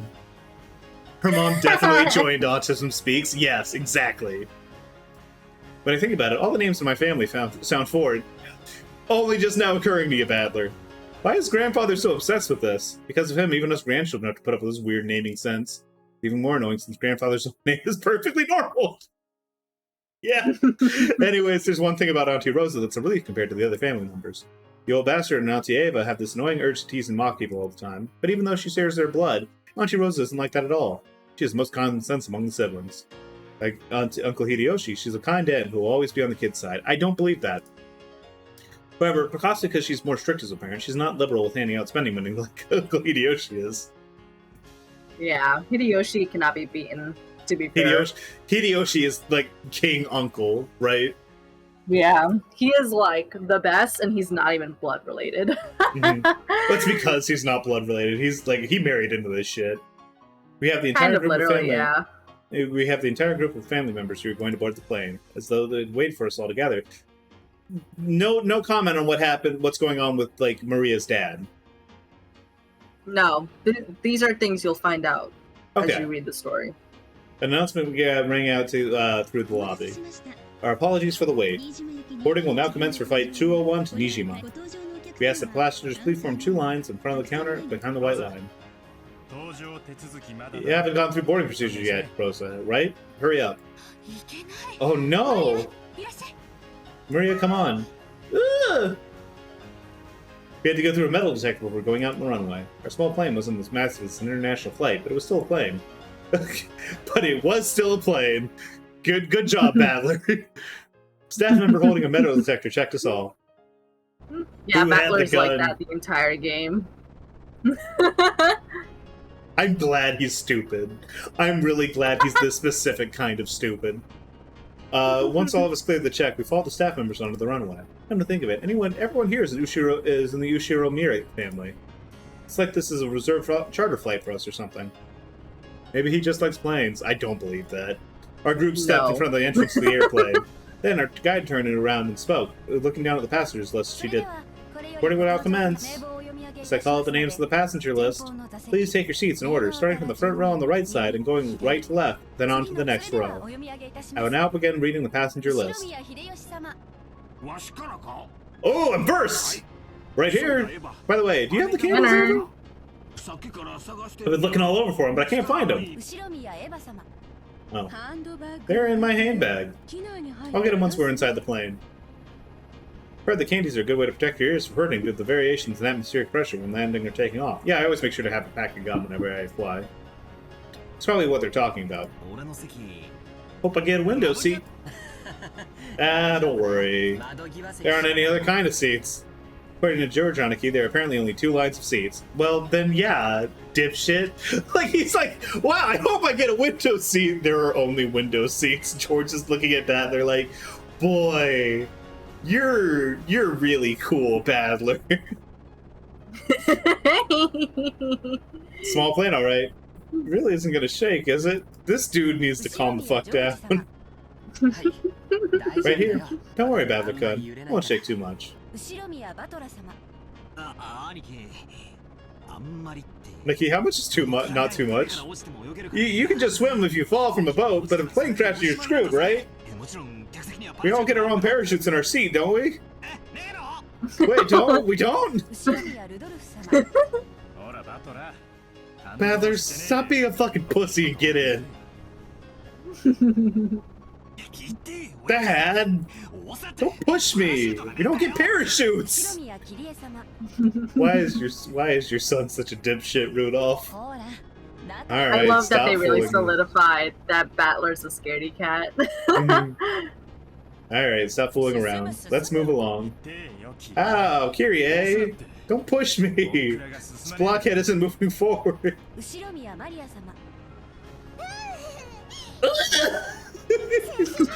Forward! Why'd you make that noise? Why'd you make that noise? That's like half of her dialogue! I need to start making that noise! Why'd you say it like that? What the fuck is wrong with you? It's way cuter than that. Why would you tarnish her dialogue with this? Maria! Keep quiet. Oh, she hates her child. She really hates her child. This is your flight, Kawabata. We'd like to thank you for taking New Tokyo Aviation's Flight 201 today. We estimate that the flight to Nijima Airport will take about 20 minutes. You're receiving reports of atmospheric turbulence. There might be some shaking of the aircraft, so we would like to ask you to do not unfasten your seatbelts after takeoff. Did that guy just say we needed to wear seatbelts? Fucking shut up, Badler. In a jumbo jet, they let you undo them after takeoff. So it's gonna shake so much we can't take them off. Maria better outlive her mom. God, I'm hoping. Damn it, you tricked me. It's gonna shake after all. What do you mean he tricked you? What the fuck are you talking about? Where are the parachutes? I knew I should have taken a boat. Oh, I'm so excited. We're on the plane. It only took a half hour more. Let's go. Title. Legend of the Golden Witch. It's crazy how the Golden Golden Witch... to get to the title. Ushinomiya Batman. Yeah. Here we go. The casting.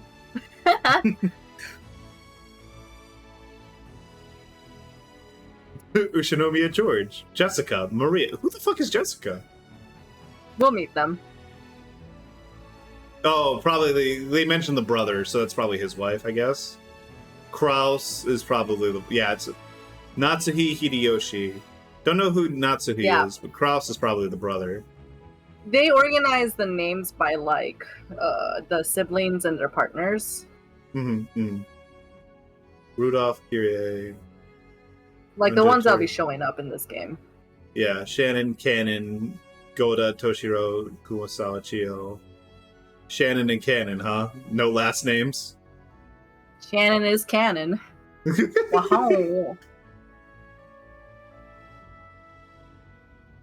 Weird how everyone has last names except for them. They'll explain it.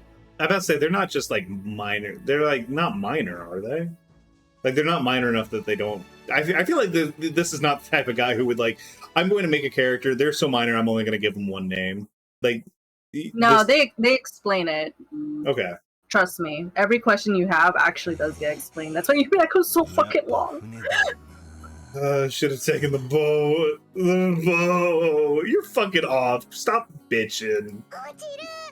Gonna fall. Oh, she's imitating him during the flight, huh? Yep. Gonna fall.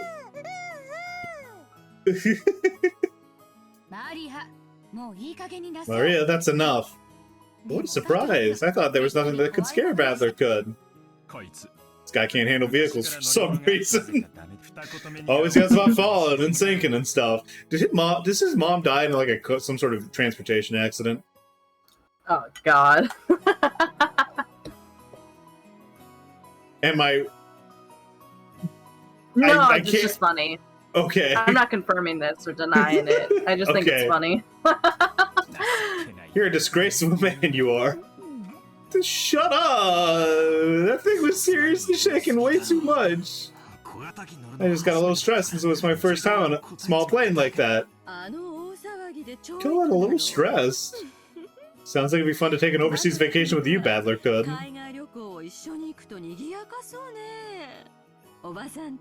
Would you like to go to Egypt with your aunt? You get to land a plane for a full 14 hours. Oh my god. There's a good plan. That look good. You should let Eva-Nissan toughen you up some. But boy, were you hilarious. Damn. Now, everyone's got their own strong and weak points. It's bad to laugh at them. He says, laughing at them. Yeah. Dad, you're laughing too. Hey, Maria-chan, you shouldn't laugh anymore. Shouldn't laugh anymore. She's so cute.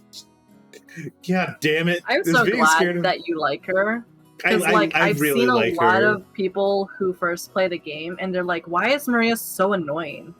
No. It's really sad. Maria's great, and, like, Yeah. I feel like if there's like one person I trust to like write a character like Maria, it's this guy. It's the guy who wrote this, because I know he used to like do work as like before he made games and like wrote, like he did like he worked in social work. I feel like Really? yeah, I feel like he's like one of the few people that I would trust to like write this. That actually explains Higurashi a lot. Everyone obviously thinks I'm a big oaf now. Wow, car. Whoa, vehicle. Not in a car anymore. Another Yeah, boat! that part's boring. we split up and took separate taxis from the airport to the harbor. From there on, we would be taking a boat to the island. The islands are right next to each other, so it's not that far. It would be a leisurely 30 minutes by boat. We arrived at the pier where the boat to the island was anchored. We saw a silhouette waving its hand. Oh, she's younger. She's a lot younger. Yeah. She's a like cousin. She's not a sister. Okay. Okay, George Nissan. For some reason, like I saw her and I'm like, how long? Yeah, don't worry about it. How much has Kinzo been fucking in his elderly years? No, her name was listed with all of the cousin characters, so it's very deliberate. Okay. George Nissan! It's been so freaking long! Ah, Jessica-chan, it's been a year since I saw you. You gotten taller again, haven't you? Hey, don't give me that. It's embarrassing hearing that every year. Oh, this is just female battler. Oh no! Anaki, you gotta be kidding me. It's really Jessica? Oh, okay, yeah, they're making sure you know right away. This massive beast, this battler. We both stared each other down. She definitely didn't look this grown up in my memories, but I do remember her crazy way of talking. Is there like a reason why some of this is like highlighted green? Can I like? Actually, I don't remember. I'm not gonna lie, because the only other text that is green is the nom nom nom nom nom. I know. Okay. I can Google it really quick. Let me see if I can. There's like a tips thing. Oh, okay. Characters. Oh, okay. You get a family tree. Weird gap there. Yo, Jessica. What's this now? You're kidding me. You look like a woman now. Battler, please be normal. I guess like. Okay, I got it. Cousin. So. Is cousin marriage legal in Japan? Like, is there like? I swear to God, like I think. I need to look this up. Give me 1 second. I mean, a lot of animes did have that fucked up, like, weird romance between, like, a guy and, like, his cousin. But anyways, shit, I know we're in an ad, but I'm gonna explain this while we're in the ad anyways. Okay, yeah, no, it's legal. Okay, so... It has declined in recent years. Good. So, like, the reason the text is green is not because of the original game, but it could be because of the mod that you have, or like the version you have called the UMINEKO project. And basically, it's a feature to help non-Japanese understand things that might not make sense to them. It's like tips, but instead of info about the world of UMINEKO, you get info about things that are typically Japanese. Okay, well then we should be probably okay. So it's probably just like her, like she has like a very casual way of speaking, or like she speaks boyishly, or maybe she's got like a weird dialect or something. I don't know. Yeah. So basically, anything that's green is things that are like things that the translators don't explain, like references or jokes. So like when Battler was like "nam nam nam nam nam," that was probably like a reference or a joke earlier. Okay, that makes sense. So yeah, there's your answer. Gotcha. Cousin marriage was messenger in fruit basket. Yeah, because I know that like there's like the whole like cousin thing is like what a time to come back from an ad. the whole cousin thing is like a thing in like a bunch of anime, but like it's never treated like the same way like incest stuff is, even though like we would consider that to be pretty close incest. So I was just like wondering, because like maybe this explains like Battler's attitude here a little bit better, because like I don't feel want like him... I do feel like older anime definitely had more cousin stuff happening in it. Like, it was much more, like, in popular media in terms of, like, animes that blew up at the time. Well, I did see it.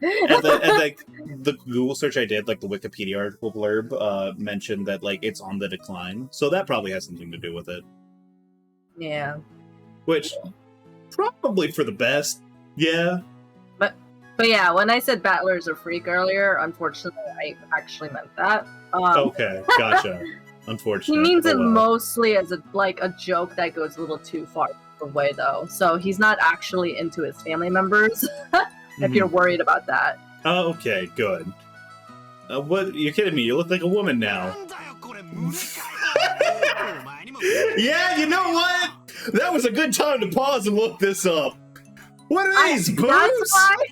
That's why I had to make that disclaimer really quick, because I knew that this was coming up. What are those boobs? Even you managed to get a chest. Goddamn, look at them titties. Let me rub them. I'm good. I'll be back. Give me 1 second. I'm grabbing a drink. I need a drink. A lot of talking. In general, in all cultures, it usually was ways to keep wealth inside one family. Ew. That makes a lot of sense.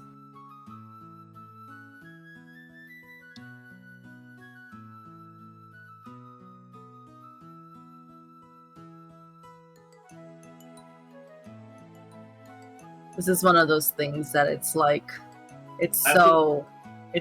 one of the anime parts of UMINEKO that's like, oh my god, I wish we could just kind of skip this. Yeah. But fortunately, it doesn't really come back after the introduction chapters. I'm assuming because there's like murders and stuff to worry about. Yeah, it's time to move on from the joke. I also put like a toaster waffle in the toaster while I was over there, because I want a snack. Oh, just like Eggo waffles. Yeah, like a blueberry Eggo waffle. But like what? I love their chocolate chip ones. I haven't had them in years. The thing about chocolate chip ones is I think they're all right, but like I think they end up like a little too much, and I don't like how like they get on your hands or like whatever. No. For me, it's dangerous for me to get any, because I'll inhale it all in like an hour. One sitting, yeah. But like I think blueberries are like a nice. Much. I think I like the blueberries because they add enough sweetness so that if you don't want syrup on them, you still have enough sweetness so that you're like, yeah, this is fine. But if you do want syrup, they're not too sweet so that it like messes up everything. You know, they're very versatile. Blueberry waffles. Personally, I just like to microwave the chocolate chip waffles, and then I just kind of eat it like that. Like, I don't put any extra stuff on it. Oh, you gotta get that crunch, more of like a snack. I don't. No, when I toast it, I don't like the crunch. It feel like it's not like satisfying to my teeth. It just feels kind of like, ow. Well, I just heard them pop, so I'm gonna go grab those real quick. While we still have this fucking panel on screen. Maybe I just toast them for too long.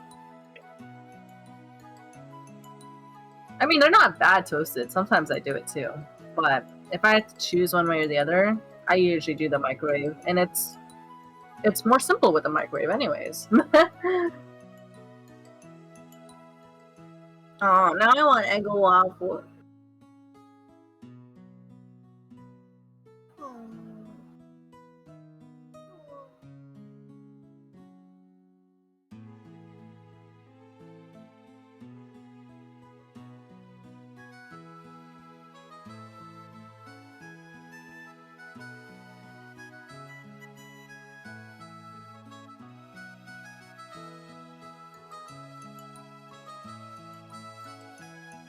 Alright, I'm back.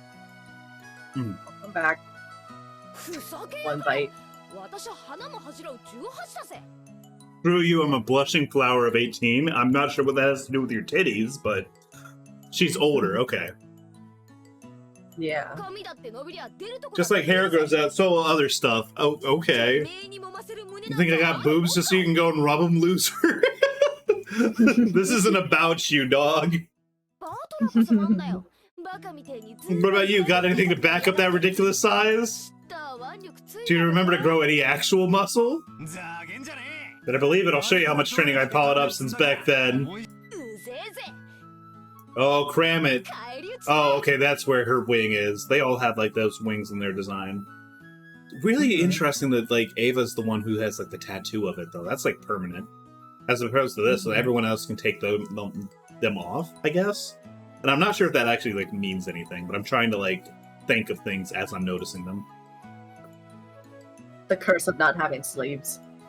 I suppose, yeah. The headstrong girl's name is Ushiromiya Jessica. Jessica. She was born under the same lucky star as me, sharing the same kind of weird name. Oh, I feel like like everything else is like a normal white person name.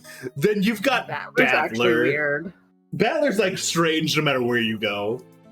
See, that's pronounced Jessica. She's dad's older brother's daughter. Her older brother happens to be the eldest son of the Ushiromiya family, so I guess that also technically makes Jessica direct heir to the Ushiromiya family. Jessica and I are the same age and have that type of boy-girl rivalry between us. You know, the one where we talk about sexually assaulting each other, and also, like, we've always been used to fighting and joking around together whenever the relatives gathered.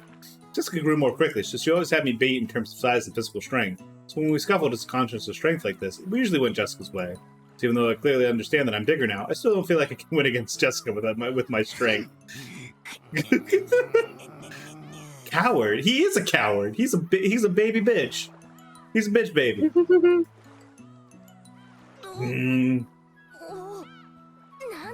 Whoa. What are you getting all serious for? Oh. Hey, this is nothing. Jessica, you've gotten weak. Fuck up. I'm a woman over here, believe it or not. No way I was always going to be stronger than a man. Damn. She's not a feminist. That's certainly true. Battler, also not a feminist. I feel like I could have expected that a little bit more, though. The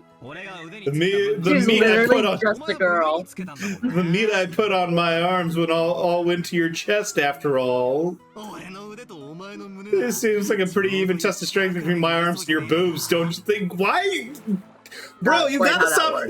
You gotta stop. He's talking about groping them titties, I guess. Internalized sexism hit her hard. I told you, my boobs aren't for you to feel up. How about your height says you're an adult, but what about other places, huh? I knew it was gonna come here. I didn't want it to come here, but I knew it was going to. I knew she was gonna talk about his dick. Yeah, yes, you're tall, but I bet you got a tiny fucking wiener. No, dude, you're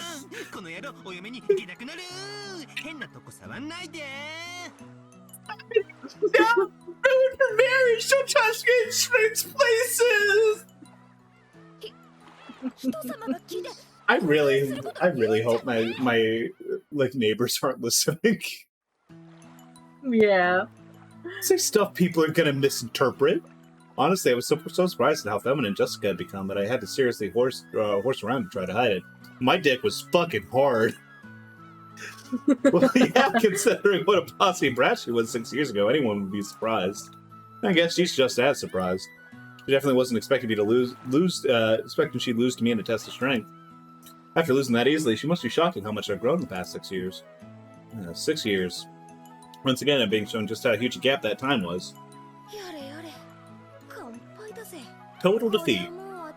It's like I'm no match for you anymore. It's not true. Even Battler must have his weakness. George is like, no, don't worry, Jessica, you can still win. He's an idiot. Just put him on the plane. Right, Maria-chan? Gonna fall! Oh, she understands, she gets it. Oh, she's so on top of shit. Look at you go, Maria. Let's keep that a secret, okay? Fall? The hell's that? Yes. Sorry, but you won't be seeing that weakness of mine now. After all, the nightmare plane trip is already over and done with. Only thing left is the nice, quiet splashing of a boat trip. Never thought I'd become so fond of that piece of junk boat. Huh? George, is he, you know, mentally slow? You'll understand soon. Very soon. This is Look at how smug he is. This is a good sprite. This is a really good George sprite. At the time, I didn't understand what Aniki meant by that big smile. What do we have here? Oh, that Lassad, how big you've grown! Who's it this time? It's an old lady with an apron? Oh, yeah, that takes me back. I remember now. He doesn't remember people very easily, does he? It's been 6 years. I guess. Remember her, Balaka? You remember? She's Kumasawa-san, one of the servants? You did! You did forget her! I could never forget Kumasawa-bachan. I mean, you haven't aged a bit these past 6 years. Wait, you haven't gotten younger, have you?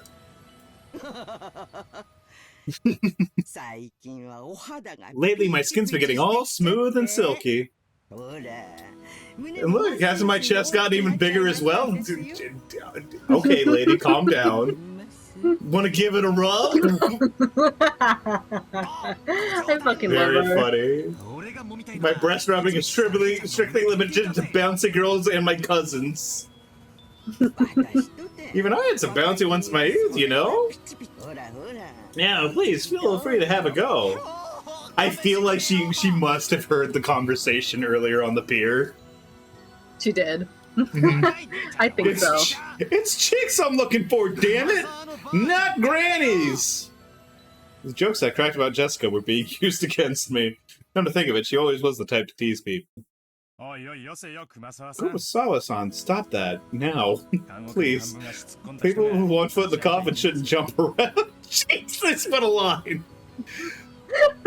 People with 1 foot in the coffin shouldn't jump around. Jesus. Oh, God. To sport with the young is the best rejuvenation medicine. She's got really good laughs. I know. Ready for you to come pick us up, Kumasawa-san. What a curious turn of events this is.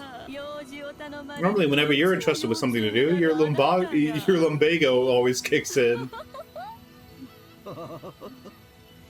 I love how these are like to each other. I feel like these two are the exact same flavor of bitch, you know? Yeah. Eva-sama, you are harsh as usual. I had myself with some urgent purchases to make, and while I was at it, I thought I would come and welcome you all. Although it does give a bad impression if the one waiting to greet you is a decrepit old woman. Auntie Eva spoke sarcastically, but Kumasawa's Ba-chan's years of experience were nothing to seize at. She was more than capable of smoothly and coolly letting that comment slide. I'd rather not say it, but old Kumasawa Ba-chan might be past her prime as a servant. She might act as though she's in good health, but between her headaches and the lumbago, her body is wearing out. To tell the truth, the very fact that she's still working is impressive. How old is she again this year? Must be pushing 80 by now. Incredible that she's still able to act so brightly. She just seemed to get more and more lively. Oh, that's right. Here you are. It's the tea I was talking about before. Look, I brought some. Please do, try it later. Auntie Rosa showed her the souvenir bag she had taken out of her suitcase. I think that she had remembered the promise that she had apparently made last year and faithfully brought it. This sort of thoughtfulness that was just like Auntie Rosa. She wasn't the kind of person who would forget or break a promise. So that makes her not knowing her daughter's height all the more damning, right? Yeah, a little bit. As for Kumasawa Ba-chan, she seemed deeply touched by the fact that not only had Auntie Rosa remembered that years-old promise, but she had brought the gift for a simple servant like her. This woman is Kumasawa Chiyo-san. She's a senior servant who's been working for the Ushiromiya head house for many years. As you would expect for someone her age, she isn't that good at manual labor. Your kitchen work, but from her kitchen work to cleaning and laundry, she's kind of a super servant who can handle just about anything. Seems like her only flaw is a tendency to slack off. Here she tries to get away from heavy or troublesome work by playing up her chronic diseases. In Kumasawa Bachan's case, maybe we should call that a sort of lazy craftiness. Though it probably doesn't impress those paying her salary. Ah well, even if she's pretty flaky when it comes to work, I can never dislike her. Guess that's probably because of her cheerfulness and her constant smile. Hey, glad to see you're still in fine spirits. How's your back doing then? Oh, whoops. Even with the medicine, it's not getting one whit better. According to the doctor, nothing can be done for this one. It's what's called an incurable disease. Oh, oh I've got cancer!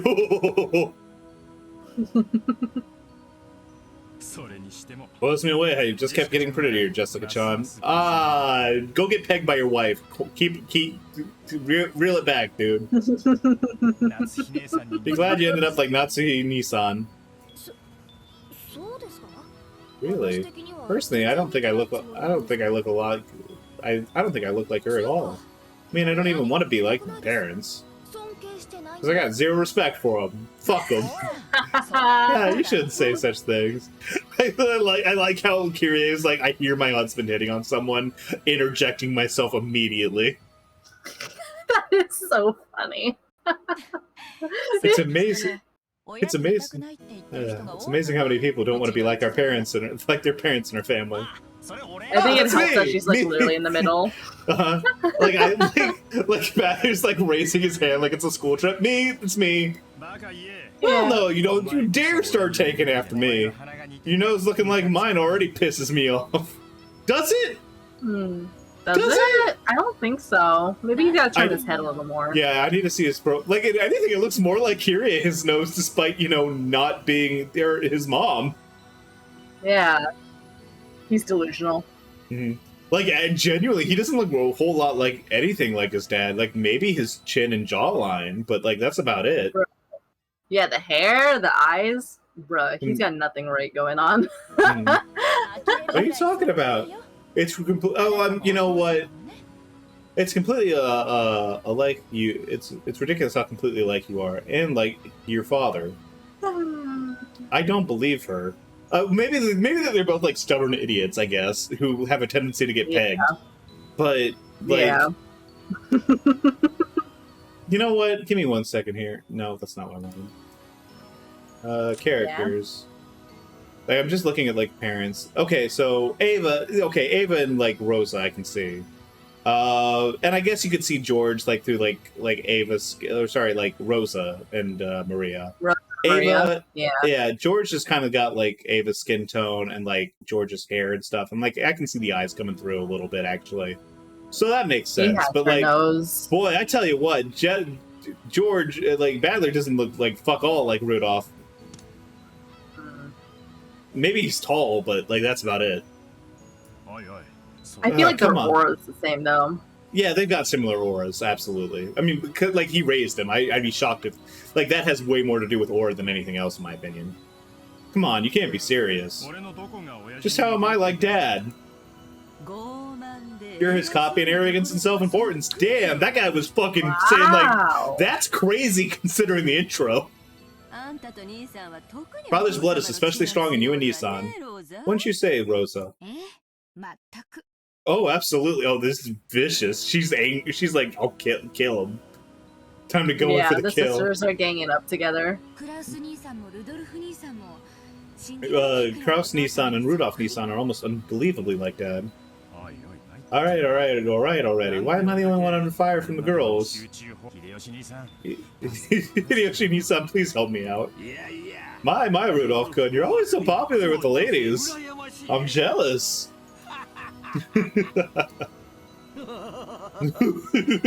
I love her laugh so fucking much. As usual, you're popular enough to make me jealous. Well then, everyone, shall we head over to the boat? Come on now, Maria-san. Let's get on the boat together, alright? Aw, she's playing nice with Maria. Get on the boat together. Everyone gets on together. I really like that Ichigo. Little bag. I really love like like how each of her ooze is like a separate click. Like I don't think I've seen a single one that's like combined with this previous or like the preceding or like receding sentence. You cannot skip the ooze. Yeah.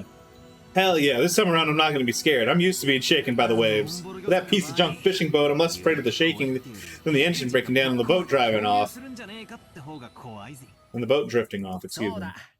Oh, yes, Badler, I forgot to tell you. Oh, This here guy. it comes. That fishing boat was completely decrepit, so it was taken out of use a few years back. Now we get taken to the boat island in another boat.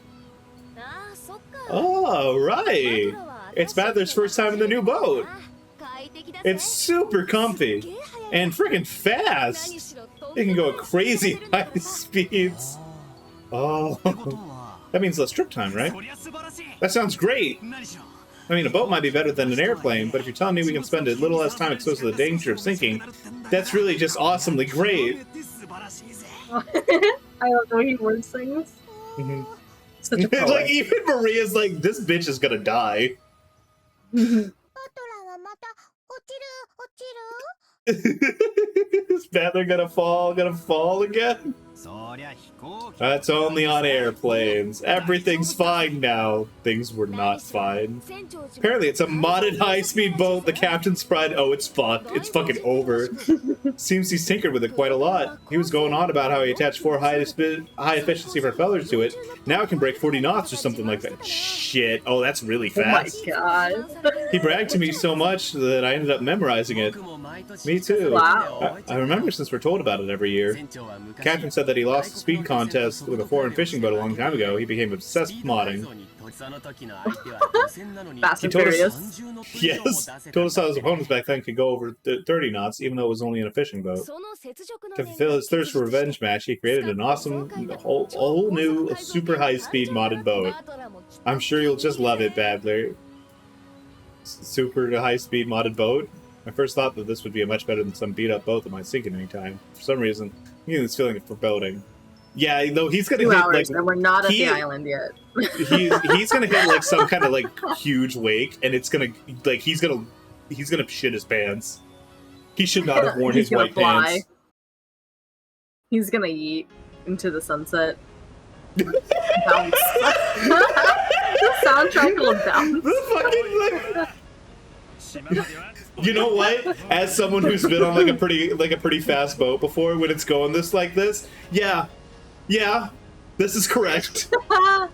Badler, maybe you should just swim to the island. Badler, you shouldn't lean over the railing too much. You might fall. Gonna fall. Damn it, this is why you were all grinning before. The super high-speed boat, said to have been modded like hell and backed by its captain as a personal hobby, was definitely nothing like the battered old fishing boat from 6 years ago.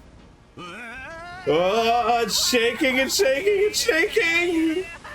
I'm gonna fall, I'm gonna fall!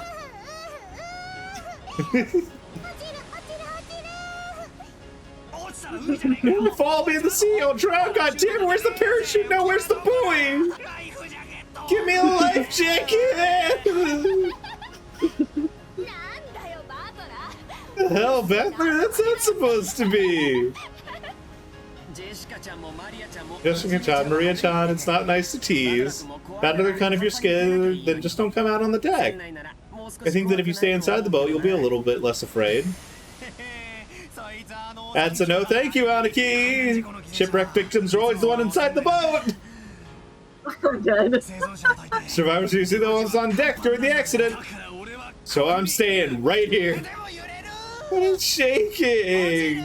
I'm falling!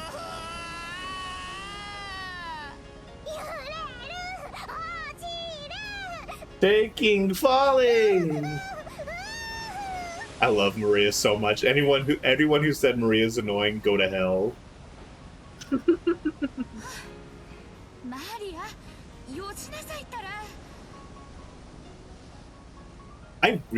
Boy, You hate this bitch.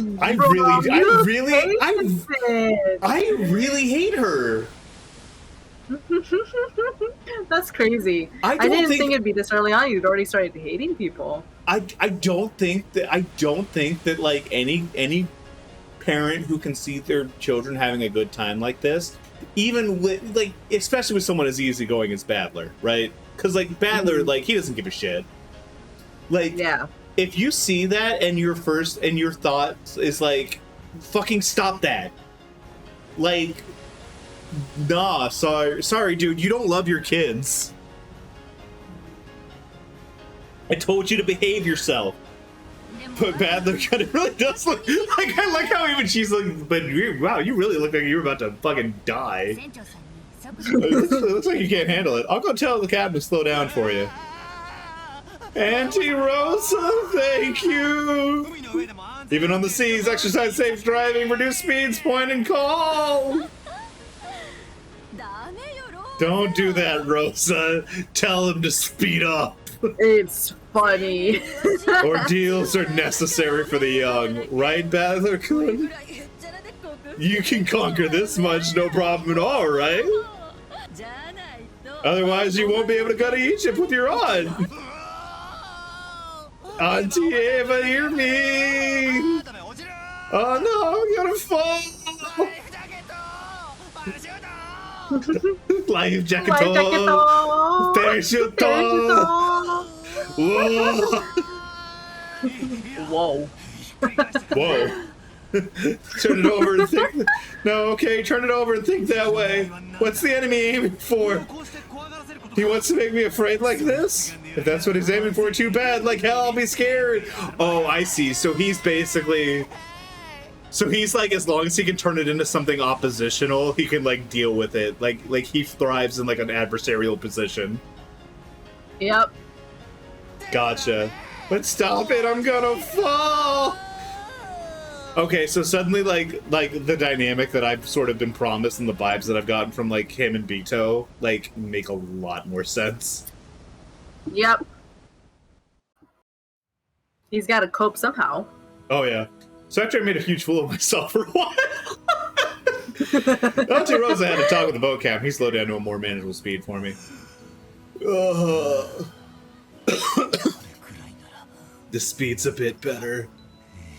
Earlier, I didn't even feel alive. This guy. The new speed, which I was capable, swings. which I was capable of tolerating, was apparently extremely slow. But that just now was completely insane. The whole boat was shaking, sliding and leaping on the ocean surface. Felt like I was riding on the back of a flying fish. Jessica's still guffawing at me as I leaned across the railing, tired and disheartened. I lost that strength content earlier, but I'm glad to know I've got the edge where it really counts. My balls are bigger than you. Seriously. Go ahead and laugh, damn it. One of these days, I'm gonna find your weakness and I'll get back at you. Then your boobs will be mine to squish. Why is that part of this? Okay, I'm looking at his nose and profile. It's still like nothing like. It's still nothing like just fucking I'm gonna dads. blame it on anime. I guess. Well, we'll see about that if you ever do find it, okay? Maria's like, stop talking about squishing boobs. Badler all worn out. Badler all worn out. I do like how he's immediately willing to play along. I want to die out on land, not in the ocean or the sky. Maria was patting me my back, so I patted her head in return. Her expression was frank as usual, but I realized she wanted to console me. I don't know, she's got some emotion on her face. Yeah. For the captain's ordering drinks to make up for this. He's like, ah shit, I overdid it, huh? Have this drink and take a break, why don't you? He's like a cat. Yeah, to calm yourself. He does have a little bit of that 3 phase. Or 3 mouth. George Aniki and Kumasawa Bachan brought us each an ice cold drink with drops of moisture on the can. Then Kumasawa's Bachan's big grin. Her parents inside the boat were probably all rolling around laughing at my moment of pure terror. Yeah. Damn it, I'm so embarrassed I can't bear to face any of them. If I didn't change the subject somehow, I get the feeling I'd be the butt of everyone's jokes the whole trip, so I try to think of something harmless to talk about. Hey, Jessica. How are Uncle Klaus and Aunt Natsuhi doing? My old man and my mom? Fortunately, they're fine. Well, every other word out of their mouth is study, study, which pisses me off. I'm so jealous because it doesn't look like Uncle Hideyoshi or Uncle Rudolph say those kind of things. Oh no. When I was slacking off during exams, I was always getting told, exams, exams. I thought it was annoying, but now I'm grateful. I knew it. George Aniki is magnanimous as ever. As for me, I have to look at it for myself. No one says a thing to me. Well, it's not like I'd listen if they did. Rebel. Their son, have you still not returned to your birth home? What? Well, I kind of go back now and then. I still have lots of clothes and stuff left at the previous house. Oh, okay, so we live separately. Ooh? Bachelor has 2 homes? Something like that. Why? Why do you have 2 homes? Her baggie is really cute. Right? She's so fashionable. Only Maria, who couldn't really grasp the situation, voiced her naive question. However, the others just shot nervous glances at me, choosing not to respond even though they knew the answer. Look, you can see the harbor now. Look, over there. Can you see it? Okay, so I don't think in the original game, or at least I don't remember in the original game, like, it's swinging so much during these parts, but it's kind of entertaining. No, it's good. I like this. In like a Subway Surfers type of way. I like it a lot, actually. Saw the harbor, saw the harbor. Apparently Jessica was trying to be nice by changing the subject. Ah, well, I'd rather not talk about it if I can help it, but it's uncomfortable to have it treated like some weird taboo. I don't mind that much myself anymore. I am an Ushiro Miya. The truth is, for the past 6 years, I've been living with my grandparents on my late mother's side, and I've been using her family name, and I've even been using her family name. When those grandparents passed away, one after the other, I basically had no choice except to go back and live with the old bastard. Don't get me wrong, I didn't just run away from home or anything like that. The only one at fault here is my dad. I don't really blame Kirie-san. Being able to hold that old bastard's reins and ride him out is no mean feat. Damn, they're not even pretending he's not getting pegged. Yep. But as for the betrayal of the old blast, that old bastard inflicted on my mom. Well, unfortunately, I still haven't fully gotten over that. So, like, cheated on his mom, or, like, left him while she was dying or something like that? We'll be getting there soon. George Aniki cleared his throat, trying to change the topic. Please forgive my indiscretion. Seems this old woman has said too much already. If I've hurt your feelings... I don't mind it. No one's feelings are hurt. Don't worry, Kurosawa-san. Kurosawa-san seemed to agree speaking in turn, but I was more concerned about being worried over for something like that, so I stood up and passed it off lightly. After that, I had a sip of my drink and headed over to Maria and Jessica, gazing at the silhouette of the island. Saw the island! Saw the island! There, there, there!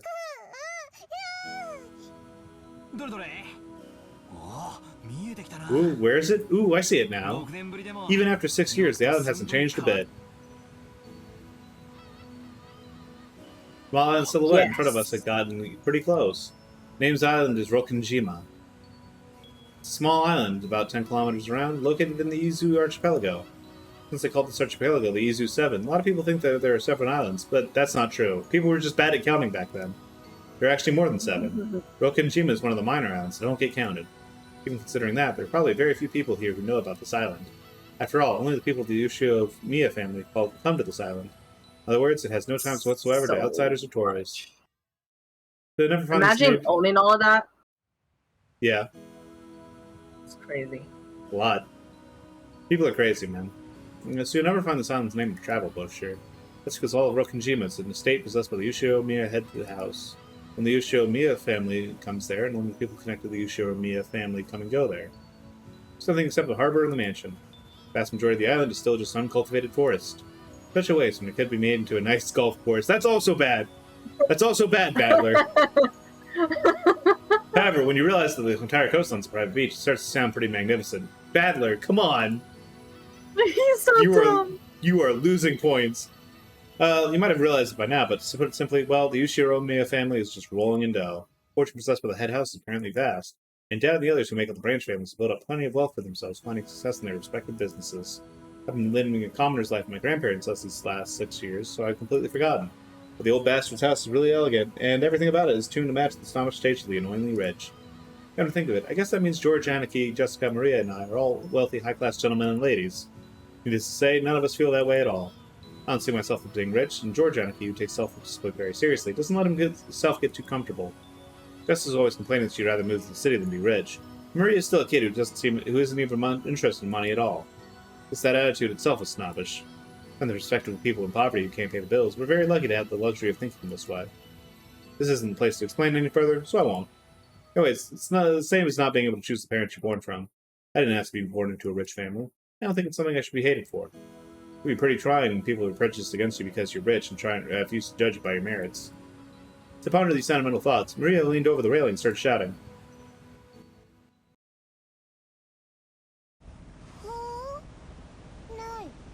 Gone. What's wrong, Maria? You dropped something? Gone! Gone!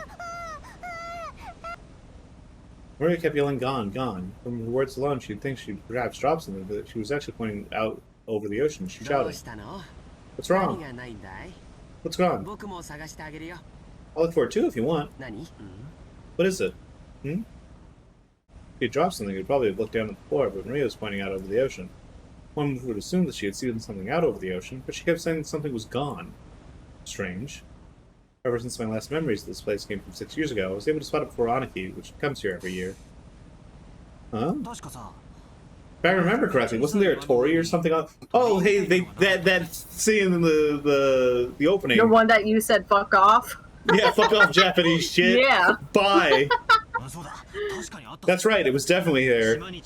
I remember it well, since it's kind of like a landmark. First thing that greets you as you get too close to the island. Wow, you're amazing, Battler. Even though it's been 6 years, you remembered. It was here, wasn't it? I remember too. There used to be a shrine and Tori-like thing standing all alone on that crag. Now that you mention it, they are gone, aren't they? We're definitely there last year, I think. Yeah, Jessica, wouldn't you know about this? Aren't you living on this island? She may be stupid. Yeah, fair enough. Gone, gone. Maybe they were washed away by the waves or something. Okay, sorry, Battler. I was about to say, like, you know, every once in a while he has these moments of competence that make you wonder, but then he immediately goes back to being a fucking dumbass. So you're like, oh, okay, gotcha. Small crag. It probably got brittle because of the exposure. I think so too. It actually disappeared during the summer. Oh, so you did notice, I guess. Apparently. Huge lightning bolt fell one evening and smashed the shrine or some such. That's crazy. Yippee. That's spooky. Boy, huh? God said no. Fishermen whispered that it must undoubtedly be an ominous sign to have a thunderbolt fall upon a tutelary god. Lightning be gone, lightning be gone. Look, storm surges can wash it away at high elevations. Fair enough. Kumasawa-san stared impishly as if teasing us, rubbing her hands together. However, Maria was apparently taking it seriously. Oh no! And she stared fixedly over the ocean to where the crag enshrining the local guardian deity was supposed to be. Yeah. An ominous sign.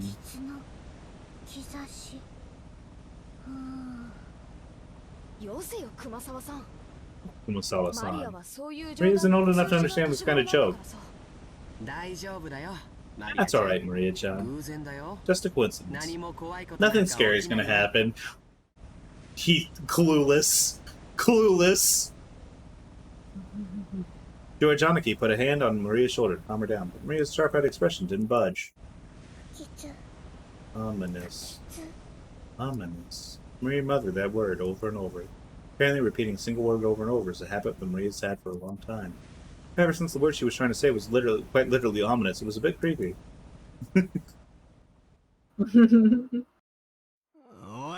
Hey, now, Maria. Some disaster really will come for you if you say that word over and over, you know?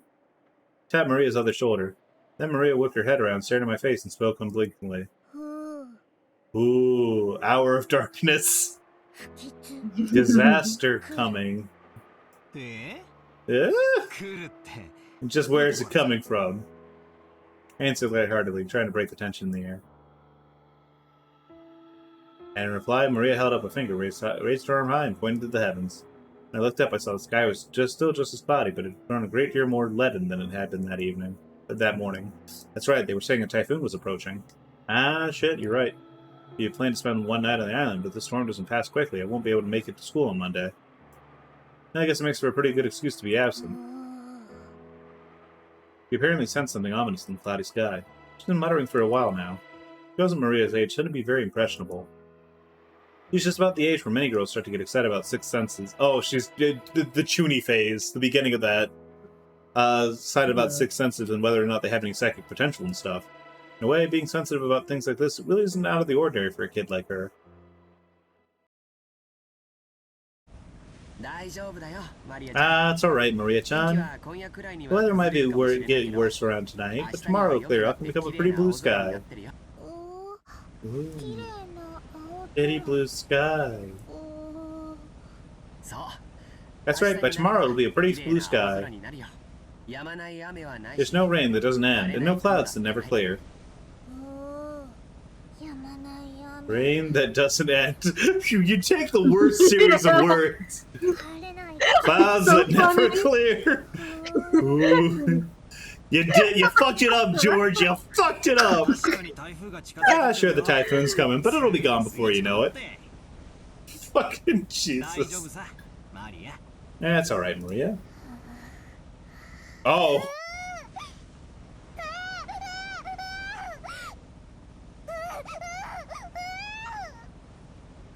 Maria started yelling, ooh, ooh.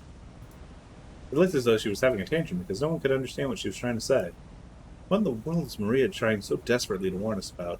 Yeah, this is absolutely, like Maria is absolutely autistic.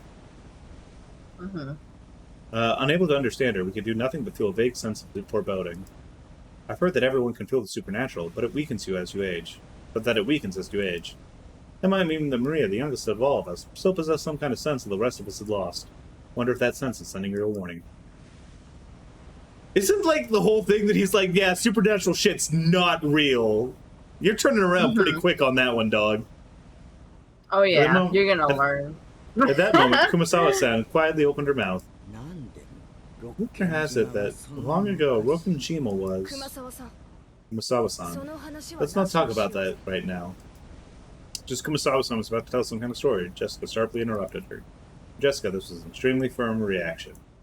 Wanted to push further, just out of simple curiosity, but judging how Jessica was acting, it wasn't difficult to imagine that it would simply inflame Maria's unease further.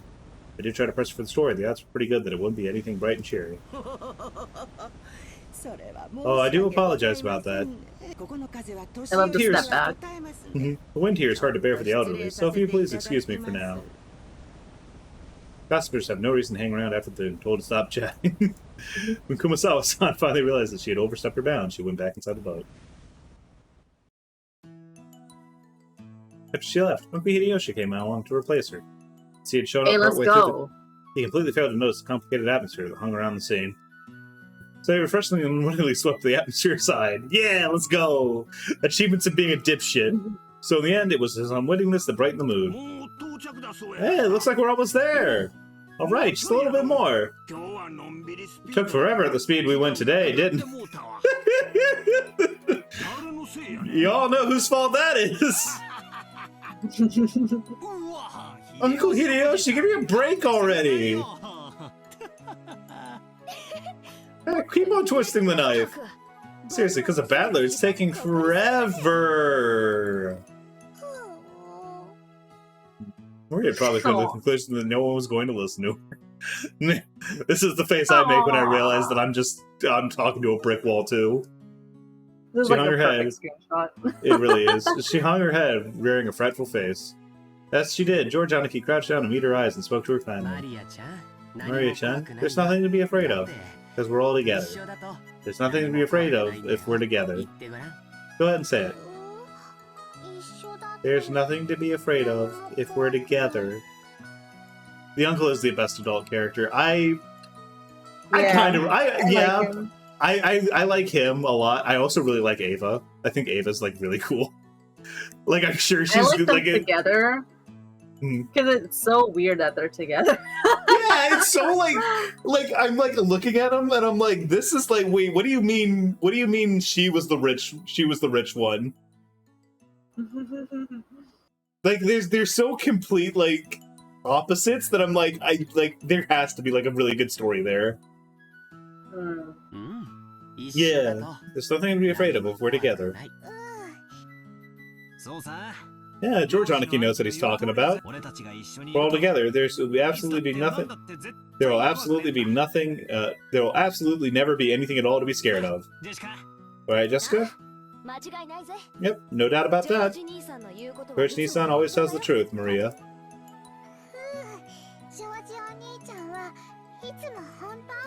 George Oni-chan, always true.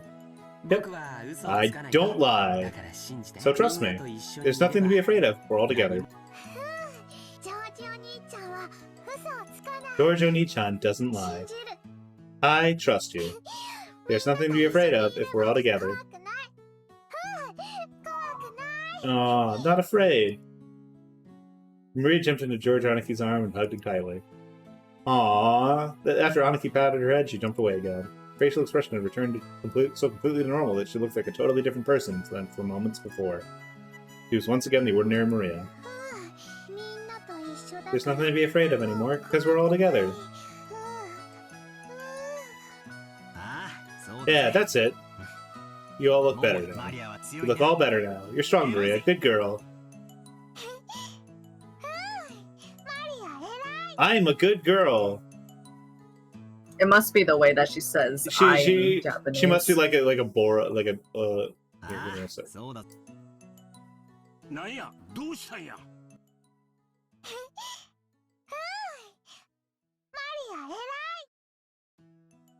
Oh, she says in third person. Yeah, she's speaking in third person. All right. Hey, now what's going on here? Maria-chan didn't get seasick, did she? Well, something like that. We'll be arriving soon. Harbor was already drawing near. I'm clicking. Like, bro, I can't get over Maria's introduction being... Is she brain damaged? In the chat, yo. Yeah. Fucking Jesus. Yes. Trophy. Wow.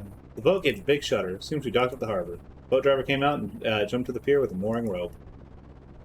A man in a large tuxedo was waiting. A large man in a tuxedo was waiting there with a warm, smiling face. I didn't know him, but judging by his clothes, I guess he was a servant of the Ushiro Miya head house. Goda Toshiro. I'm guessing Goda. I'm guessing Jesus. Damn. He's like I was born fucked up. I had a fucked up split chin. Can you imagine a baby looking like that? Yes. Are you really gonna say that him? Oh, I'm guessing Goda is the name, not Toshiro. Yeah. Goda seems familiar. You were quite late and I began to worry. Ah, thanks for caring. That's a weird... Interesting. The boat had Badler scared shitless, so we had to slow down for him. Seriously, what a pain in the ass. Shut up. I'll remember this when the shoe's on the other foot someday. Ugh. At this rate, the word will spread around the entire family and I'll become the big conversation piece during dinner. Even without this, everyone would be talking about me because of that 6-year gap. Now I've provided them with an even juicier topic. Damn, it was the Ushiro main family had to live on this isolated island. In the meantime, the boat had finished its mooring. While plank was loaded, so we could get down. One by one, the parents came out of the boat. You must all be quite tired from your long trip. Madam, please, allow me to assist you. Thanks. It's been a while, Goda-san. How are you? Thank you for your concern. It's always my pleasure to serve. Bachelor-kun, isn't this your first time meeting Goda-san? If I'm not mistaken, you weren't working here 6 years ago, right? Indeed. So please, allow me to greet him for the first time. I'm just like, I can't get over her like diamond cutouts in the diamond shape. I was literally just about to mention that. Like, I can't stop. I can't. The same exact time. I just can't stop like looking at it and thinking about it. I'm like, how far down does it go? And like, where are her pants? If that's like her belt, and like you still see more cloth below it. I think it's like a really long shirt with like a big belt, like a fashionable wide belt. Yeah, and then like she's wearing pants underneath that, right?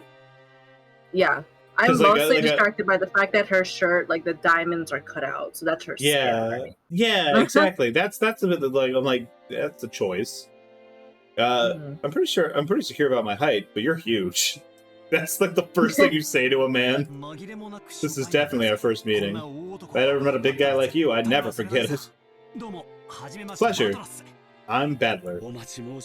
Your return has been keenly anticipated, sir. I've been working for the Ushiromiya head house since the year before last. My name is Goda, your servant. It's a pleasure to make your acquaintance. If there's ever anything you need, please feel free to rely on me. Goda-san, it's been some time. It's been too long, George-sama. Please, allow me to assist you. As usual, you're a reception pro. If you ever need a job, just give me a holler, okay? I'd hire you just like that. You do me too much honor. Please, allow me to assist you, Hideyoshi-sama. Goda-san then lent a hand to everyone as they disembarked, greeting them as they passed. His speech and mannerisms had the refined polish of a professional. It's very graceful, contrasted with his initially rough-looking appearance. His large size made him seem a bit scary at first, but he was much more polite than my first impression of him had led me to believe. He claimed to have served on the island for 2 years, but he had doubtless worked a similar job summer before. After everyone had disembarked, the mooring rope was untied and the boat started to steer away from the harbor. That's why returning to its home port of Nijima. As the captain waved from his hand in farewell, Maria conscientiously waved back. And then he sped off. He was gone over the horizon in 3 seconds. I just realized now why some of this is feeling out of place to me. I can't hear the cry of the seagulls. Let's go. UMINEKO! UMINEKO! UMINEKO mentioned! The birds! I really love that like their Japanese name like literally just translates to sea cat. I think it's fun. I remember whenever we came to this island, seagulls always welcomed us with their lovely nya nya cries. Because of that, whenever I hear the cries of seagulls in any other place, I get the feeling I'd come to a family conference. Except for the small part of the island where those the Ushiromiya head house live, Orokinojima has been left uncultivated, apparently transforming into a paradise for wild birds. Seemingly, some cliff face there had become home to a huge seagull colony, so this island was always full of them. Since those seagulls didn't come to greet us, I felt a bit lonely. What's wrong, Badler-kun? Oh, Auntie Rosa. Nah, it's nothing really. I was just saying that I can't hear the seagulls, so it feels a bit lonely. Would it be fucked up if anytime I read seagulls, I just said UMINEKO, and then, like, TL note, UMINEKO means seagulls? No, it's perfect, actually. I think you should keep doing it. You're right. They're always so lively, but I can't see hide or hear of one today. Maria's like, this is not helping me. Why no UMINEKOs? Maybe it's because all the UMINEKOs are having a gathering somewhere, too. This is stupid. Maria, did you want to see the UMINEKOs? Wanted to. What happened for all of them all to disappear? Maybe Jessica made all of them into shish kebabs and ate them. Ooh. She's like, yo, you can eat seagulls? What the hell? Don't say disturbing stuff like that. You're getting real confused. Jessica Onechan made him into shish kebabs, I did not. The hell would I do something like that? That's right, that's right. Jessica made him into shish kebabs. Shish kebab, skin and meatballs, liver and onion. And onion. Onion. Swimming meatballs, liver and onion. Onion. Onion. Onion.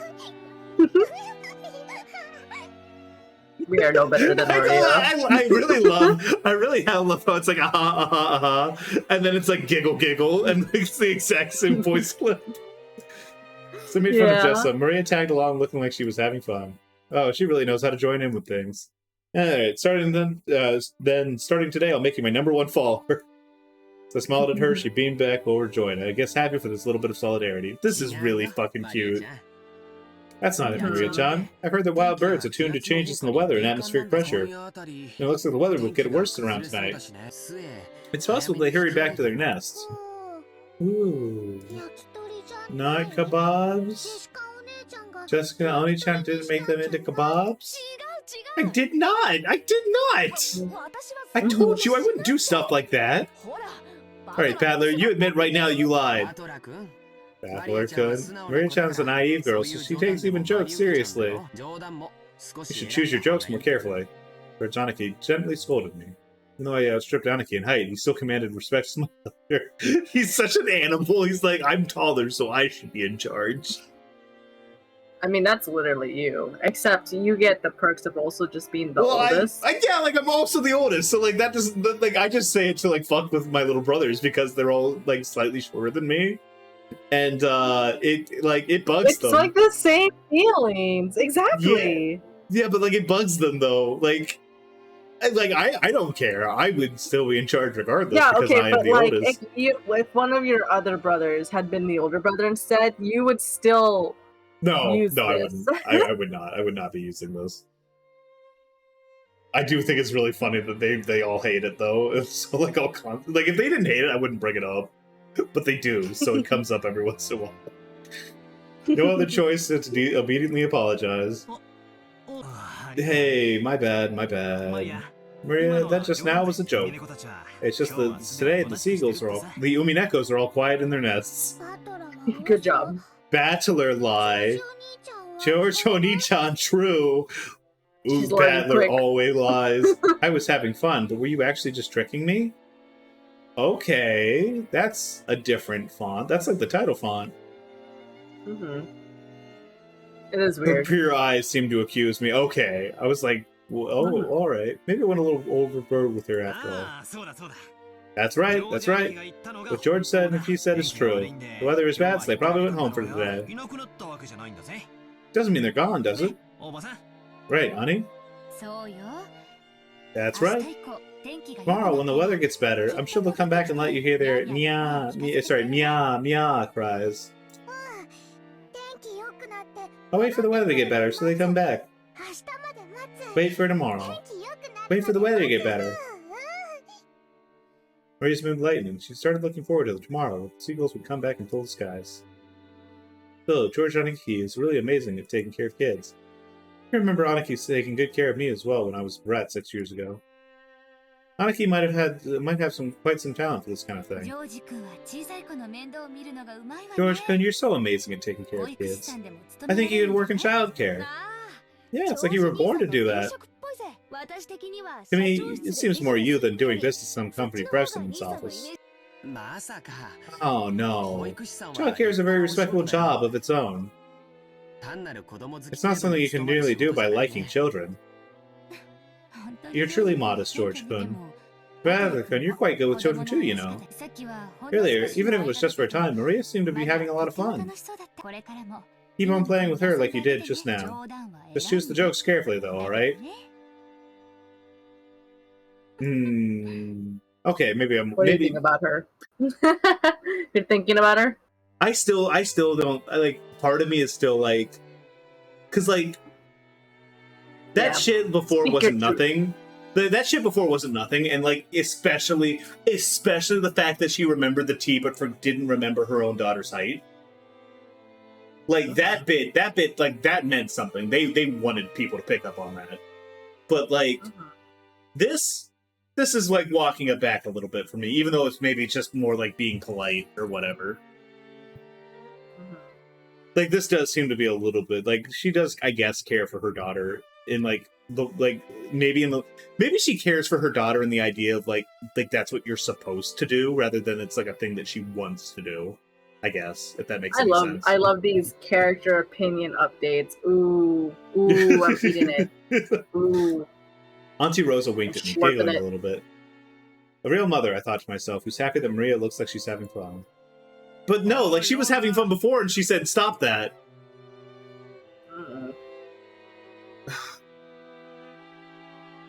Rosa's like the character that I'm having the hardest time pinning down. Mostly because, like, I'm like, was I a little too harsh immediately? But I'm like, I gotta trust myself. No. You really believe in yourself that much? I do. I'm willing to, like, every once in a while, I'll get an opinion on something where I'm just like, is this, like, maybe I jumped the gun? And sometimes I'll be like, okay, yeah, I jumped the gun on that. This, I'm like, no, I got a bad feeling about this woman. Come on, Rosa. And you brats too. What the hell are you doing? Get a move on. All right, we're coming. Old bastard was beckoning us to hurry up. We better get moving. It's not like it'd be too late to have the same discussion after we got to our luggage in our room. Well then, everyone, I shall lead you towards the guest house where you will be staying. Please, this way. Buddha-san called everyone and started leading us. Kumasawa-san brought up the rear.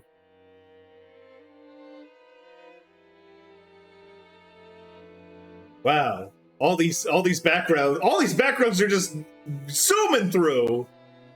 I'm like, are we going to see any of these backgrounds ever again? It's a large island. It's a serpentine twisting path led through a dim forest. Ran a bit uphill. I guess the path was made twisting so the slope wouldn't be felt too much. But personally, I'd be happier if they'd been man enough to make some stairs in a straight line. No doubt they made the path twist.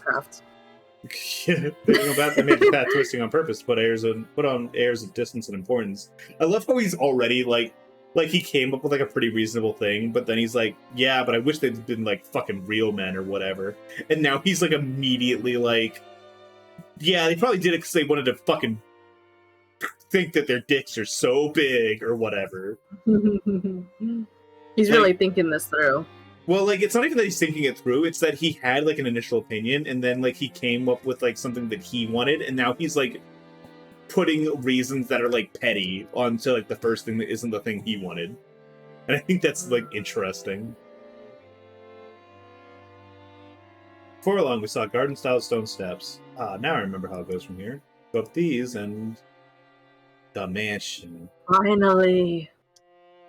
It only took almost 3 hours. Yeah, it's about the same amount of time as it would have taken them to like actually get on the plane and go there. At the top of the stone steps, a beautiful guest house came into view. Yeah, actually, this is fine. Its facade. All that's saying to me is that I'm going at the perfect pace.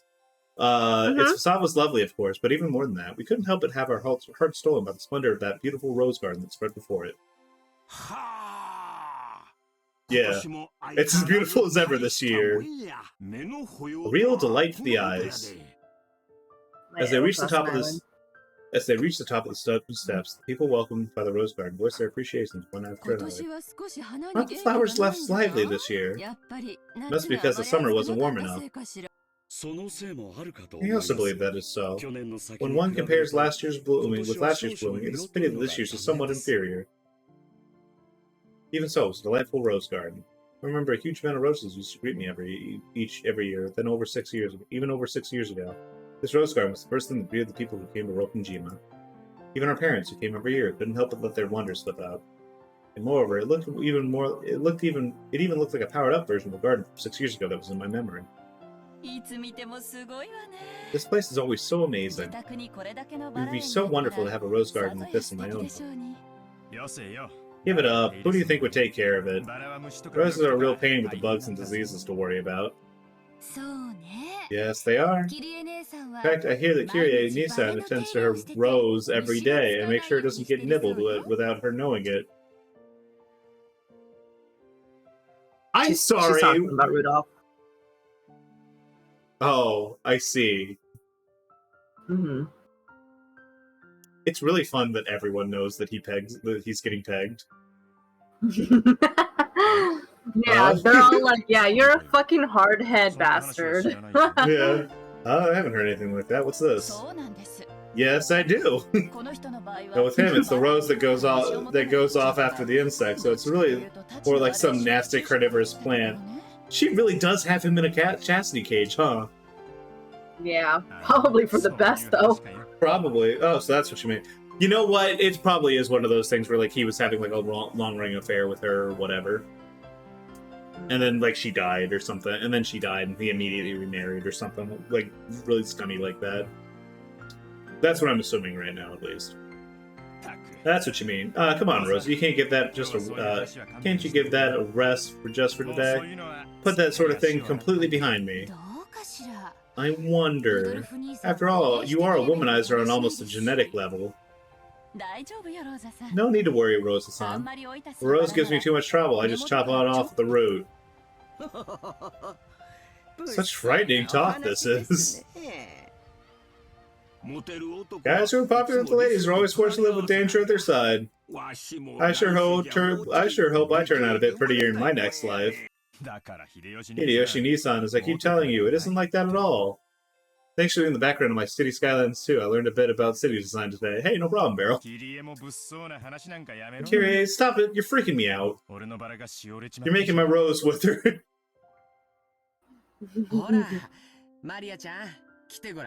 Hey, Maria-chan, look over here. These roses are especially magnificent. Unfortunately, I must do as Eddie does and start from scratch. I see you also have the brain disease. Roses are magnificent. Smells pretty sweet. Oh, look, this matches my elegance perfectly. Cut it out. Maria's gonna imitate you and get hurt by the thorns.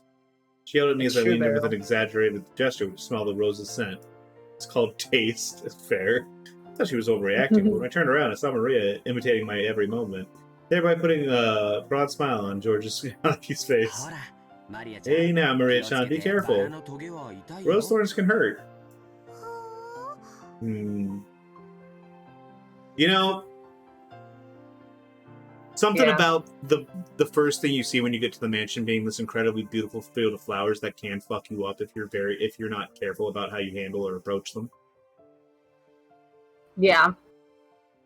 Wonder if that was selected for a purpose, huh? Clueless. George Onisan. This one rose is strange. Oh boy. Strange? What's wrong? Maria pointed to a single rose. I immediately understood why she found it odd. In the midst of all these magnificent roses, just one single rose was withering. Wasn't any particular reason. Some roses flourish and others wither.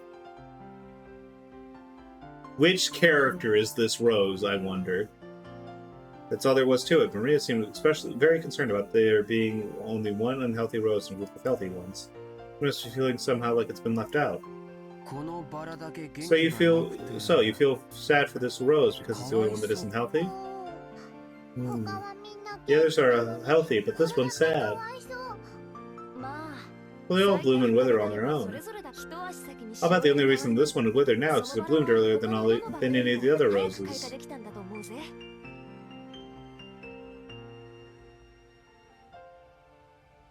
That feels like it's supposed to be a metaphor for something. Like the bloomed earlier thing feels like very deliberate. Interesting. Anyways. Yeah, that's right. Probably bloomed all over the place, fulfilled its duty, and went to rest. You shouldn't get worked up over. You shouldn't get so worked up about it. Seems that Maria's pure, sensitive nature was making her feel some emotional pain for the rose that withered alone. Even though she understood the logic of it, it still felt lonely to her. Hey, Maria-chan, why don't you look after this rose until we leave then? Who? Rojanaki straightened up and felt around his pocket, then took out the wrapping from the candy he'd eaten on the plane, twisted it into a thin string, and didn't attach it to the rose, sort of marker. It's pretty cute. Let's mark it with this. Later on, you can come and give it some water. I'm sure Mr. Rose will be happy. Yeah. Time to give it water. Love when the rose said it's blooming time and bloomed all over the place. Yeah. Mhm. I think you should give Mr. Rose here a name. I'm sure that'll make it happy, and you should get to know it a little better. Name? Name. But she still wore her usual sullen face. Maria crossed her arms and began to consider this intently. At the very least, she appeared to have been completely pulled out of her slump. Nice going, Aniki. George Nissan has always been really understanding. Can't help but respect him. Yeah. God, they hype him up so much. I guess it's just his gift. He is maybe the most normal man alive.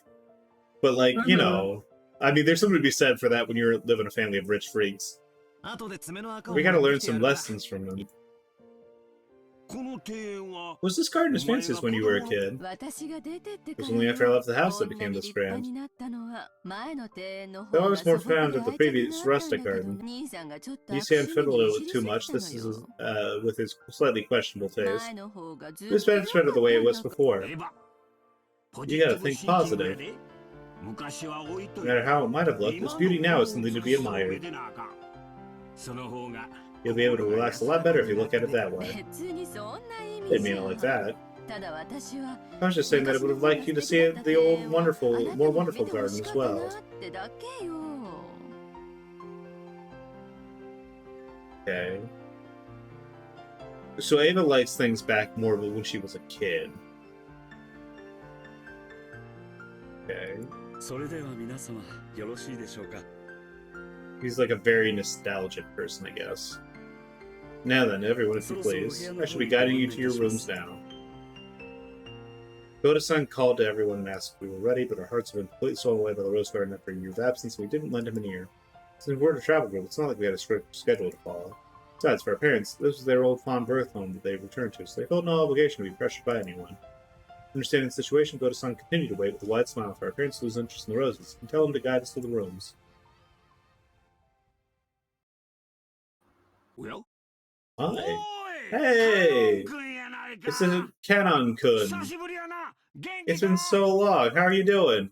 Uncle Hideyoshi suddenly shouted. In the direction he was waving, there was a slender boy. That is a... That boy is wearing a dress.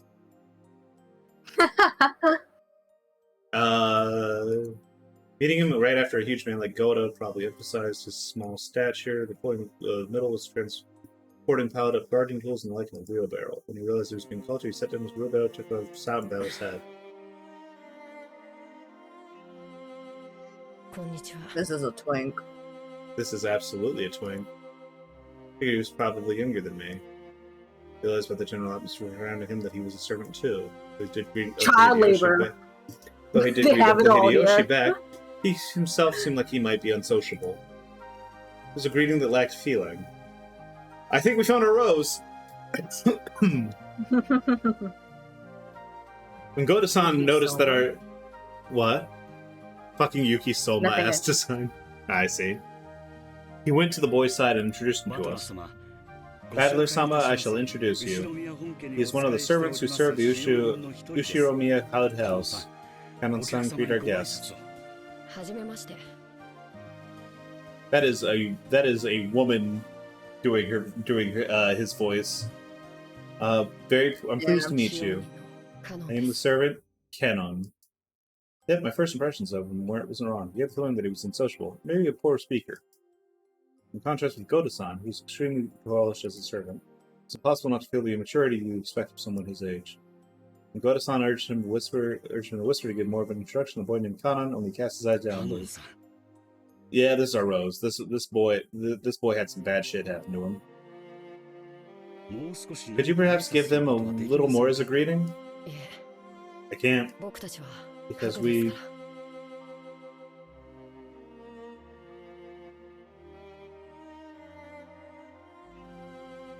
Are you good, bro? Why are you backing away so far? Well, I'm glad to know that my theory of rich people are all freaks are not going to be burst by this fucking game. Seems he wasn't refusing to greet us out of spite. But rather, he gave the impression he didn't know what else to add to his greeting, so he could do nothing other than say sound. Kanan-kun's a man of few words. He might not be that sociable, but deep down he's a really good person. Don't get him wrong. Been working here for 3 years, was it? So yeah, you've been here a year longer than Goda-san, right, Kanan-kun? Even though it's not like he made a super bad impression, Jessica hurriedly backed him up. Yeah, apparently him being unsociable works against him all the time. Cool, nice to meet you. I'm Badler. I'm 18. How old are you? Sounds as if evaluating whether it was a question must be answered or not. Here again, Jessica plowed ahead. Is Jessica into canon? If I remember correctly, he's 2 years younger than us, so 16, right? Yes, that is correct. Seems like if given the choice, he would prefer not to tell us his age. Him not wanting to tell his age probably because he thought it would be looked down upon for it. So he's been working there since it was, what, 13? 13? That's really young. I remember that when I was around his age, I hated being asked how old I was by adults. It was 1 year ago. What are you talking about? 2 years ago. The fuck are you talking about, Badler? I see, 16. I love how it's like it's that thing of like as one person who's like slightly older being like, man, kids, huh?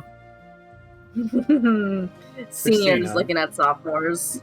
That's got to be a delicate time. In that case, I asked something I shouldn't have. Glad you're about our age. Must be cool. Call me Badler. And I'll call you Cannon. Thank you very much. Just the sentiment is sufficient, Badler-sama. This could look flustered for some reason. She seemed to think that my impression of Kana was worsening because of his rejection. I doubt a girl like Jessica understands his fretful male heart. And as his elder, even just by 2 years, who would lead him into adolescence, I took it upon myself to understand that. The fuck? He's so weird. Why is he like this?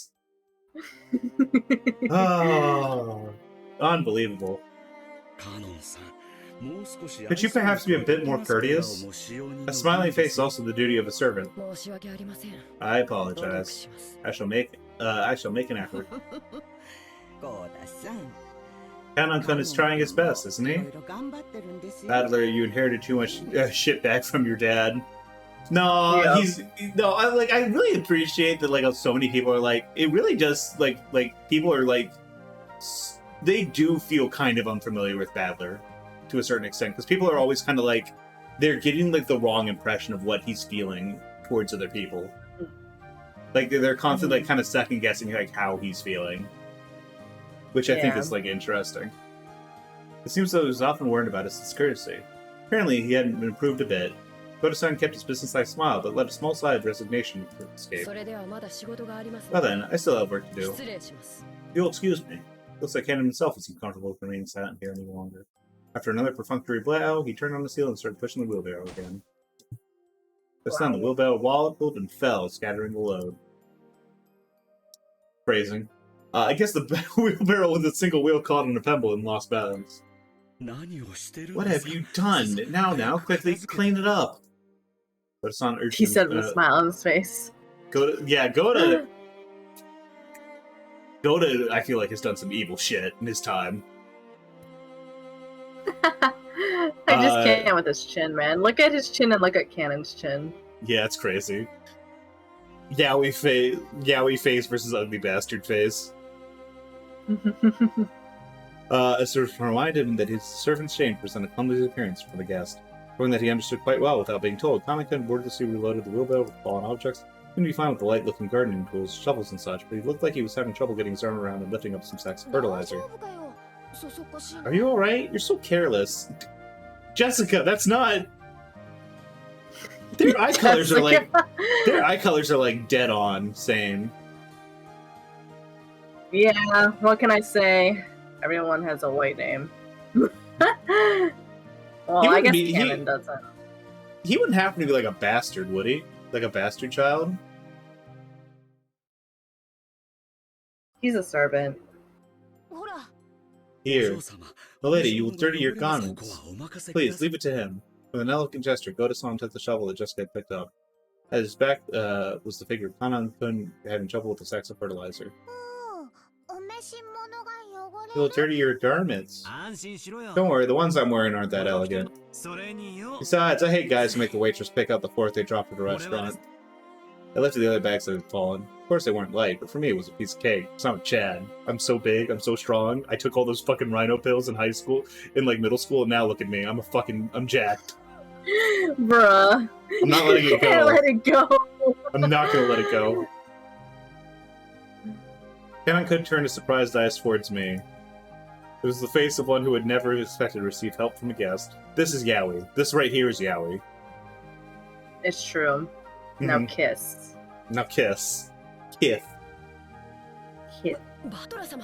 Like, look at this, look at this fucking femboy in his, like, the most effeminate, like, male clothing I've ever seen. With, like, this guy who's, like, slightly larger and, like, you know, dresses in a suit and shit like that, which is ridiculous. I still can't get over his fucking zip-up suit jacket. Yeah, yeah. It's not necessary. I'll take care of everything, so...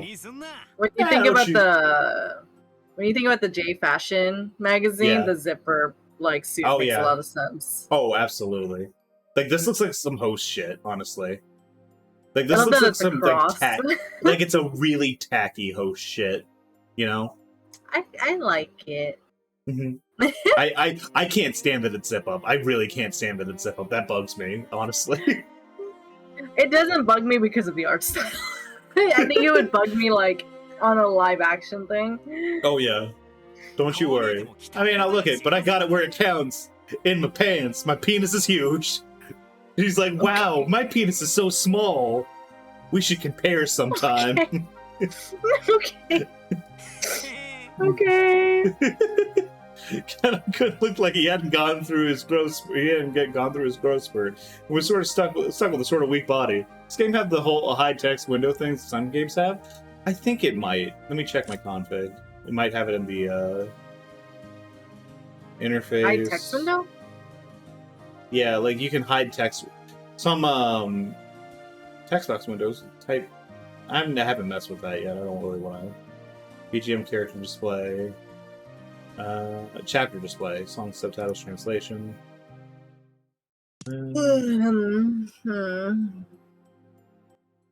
No, that's the message browser. Oh, control. No, that's. Whoopsie. I accidentally went full screen with it somehow. Take your time. There we go. That's the menu. I'm gonna save this just in case I accidentally do something fucked up. I'm gonna see if I can suss out the hotkeys real quick.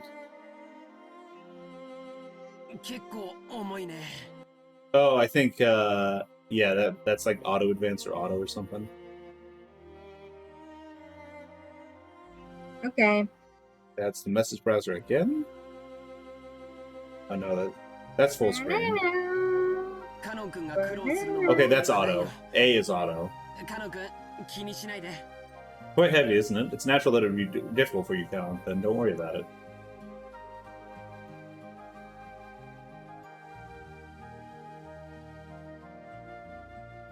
No, I don't think so. Okay, my time to shine. This makes up for the boat part from before, right? Oh, that's a skip the line of dialogue entirely. Okay, I don't think I can see it. Oh well, it's fine. No, I mean that's important to know. That there are probably scenes that I'd be like, I kind of wish I could see this without the text box or whatever. Makes up for the boat part from before, right? Ha! As if your antics earlier could be written off with just that.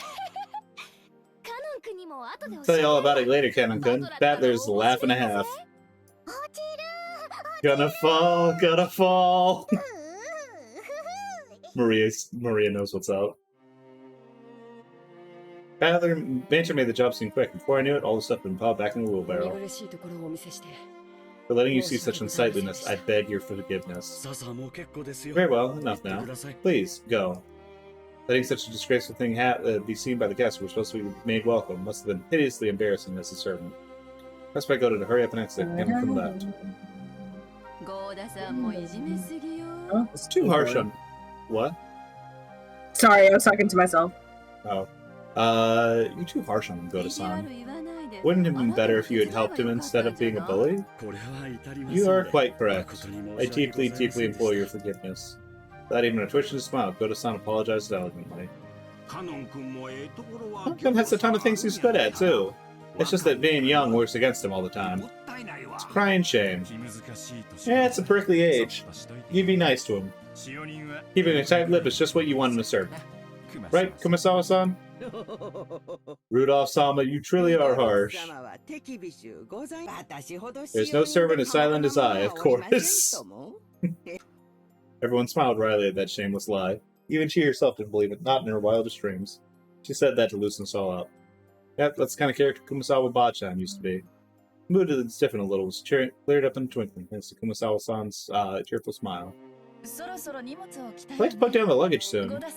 Good-san, how are we to split up for our rooms? It should be the same as last year. I shall guide you. Please, this way.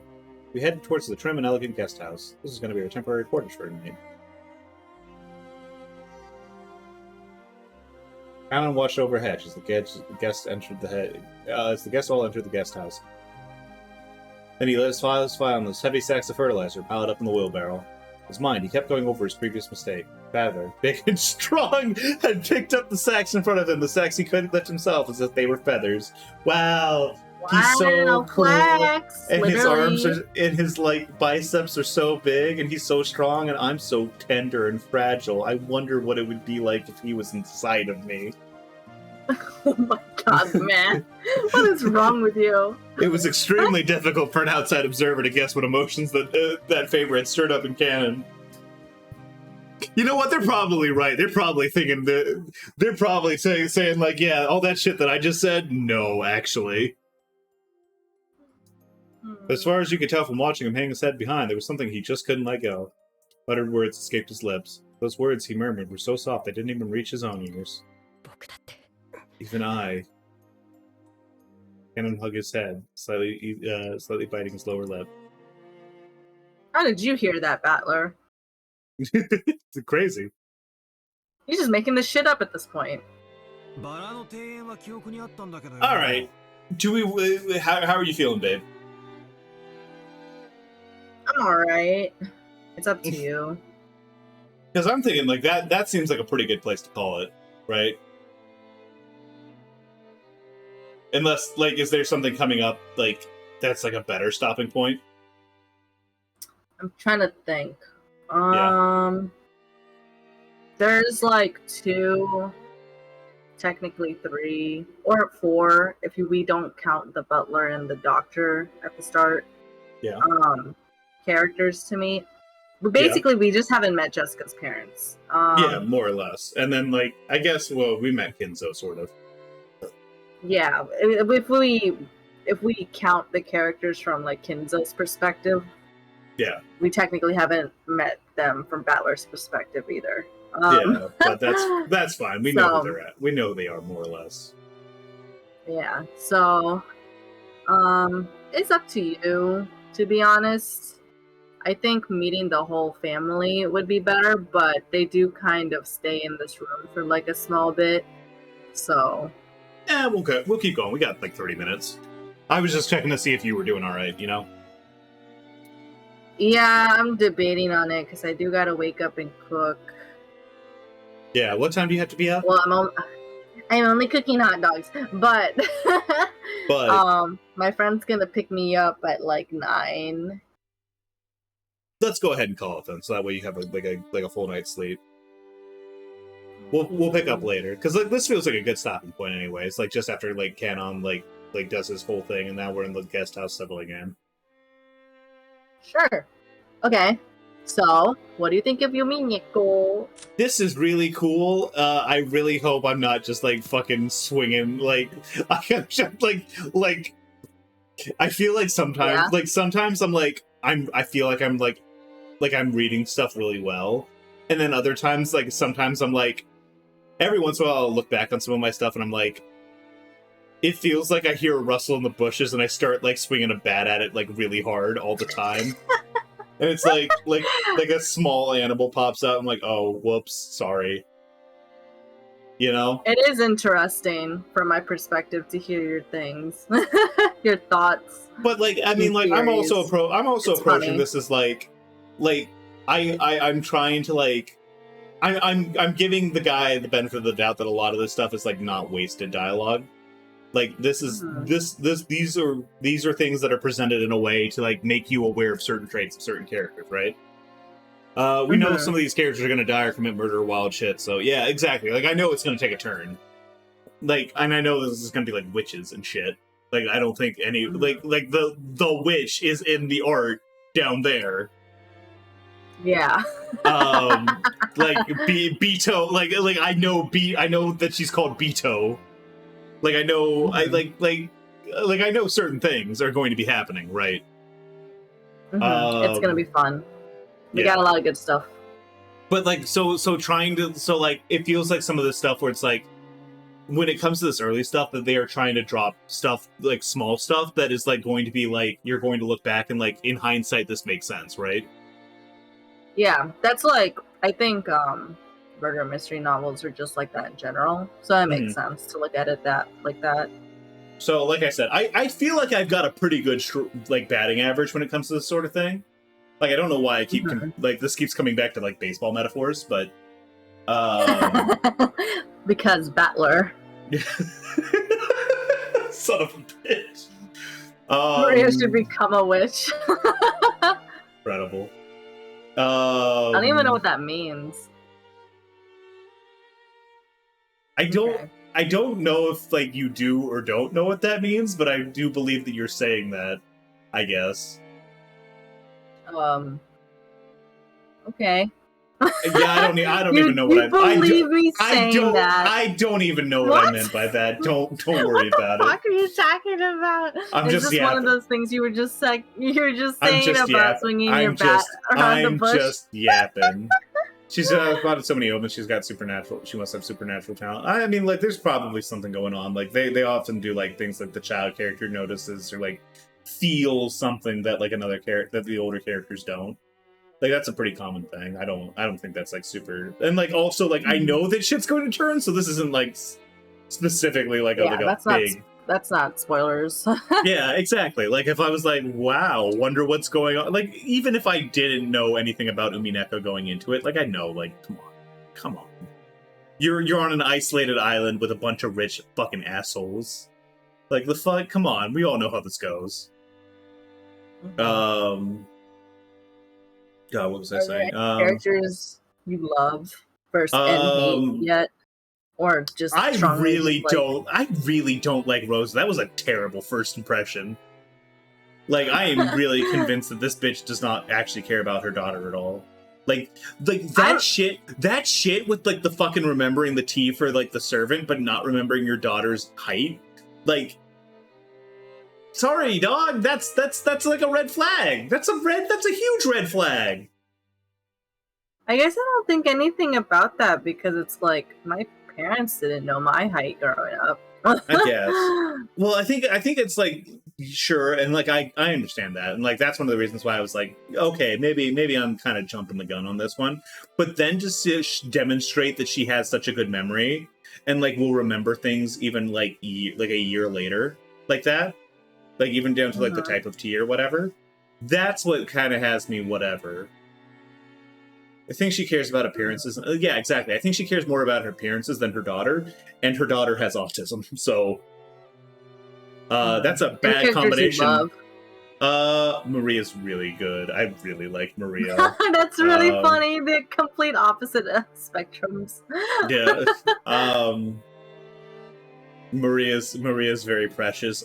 If anything bad happens to Maria, I'm killing everyone in this room and then myself. Um, I know bad things are going to happen to Maria. I know that. I know enough about Higurashi and like the way this guy writes to know that she is not getting out of this one without some shit. Um, Battler's kind of interesting. I like in the fact that like he's so dumb. It's like really charming. But every once in a while Mhm. he says that like sexual assault shit, and I'm like, maybe if you didn't have that, that'd be great. Yeah, He it's is like he is it's. he is such a bitch. It is crazy how big a bitch that guy is. I know, it's very funny. My mom does love me and would fight the school system on my behalf as a kid, but she would get upset when my stemming embarrassed her. I guess.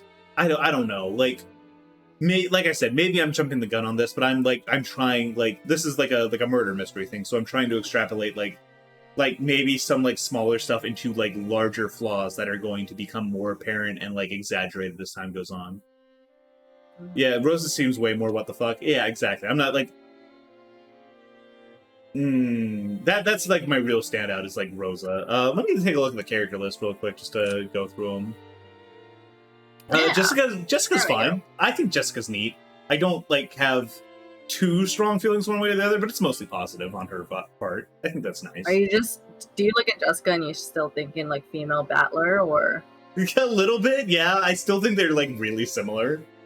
I think that they're like very cut from the same cloth, and I like that. I think that having that sort of foil aspect is like neat, especially considering she seems a little bit more trapped with her parents as compared to Battler, who's like, yeah, I just fucked off for 6 years. yeah. Canon's like doing that Rose, talking all about that fucking Rose shit, and then immediately introducing Canon. That's like so fucking obvious to me. That feels like so like that's not even like quite heavy-handed, but like hey, what fucking watch out. Hey, pay attention to this character. This character probably has trauma, like bad trauma.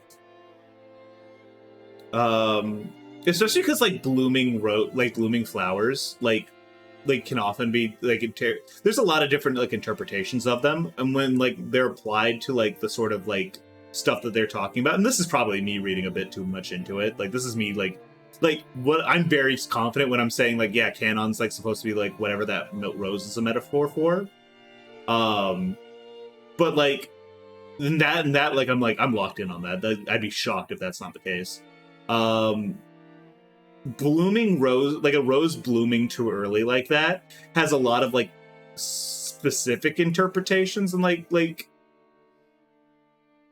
oh god, what's the word I'm looking for? There's like a specific like a connotation to like that's like kind of uncomfortable.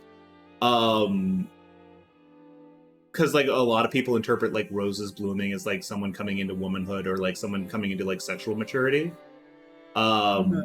Which I don't want to call like this boy was sexually assaulted or is the result of like sexual assault or something like that, like right off the bat, because that feels like way too much even for that. But like that's kind of how I'm reading that right now. And that's my thoughts on Canon. Canon's great. He and Battler should kiss. I think that would be neat. I think it would be neat if he and Battler kissed. I think that would be great, even if, like, female Battler seems to be like, no, please.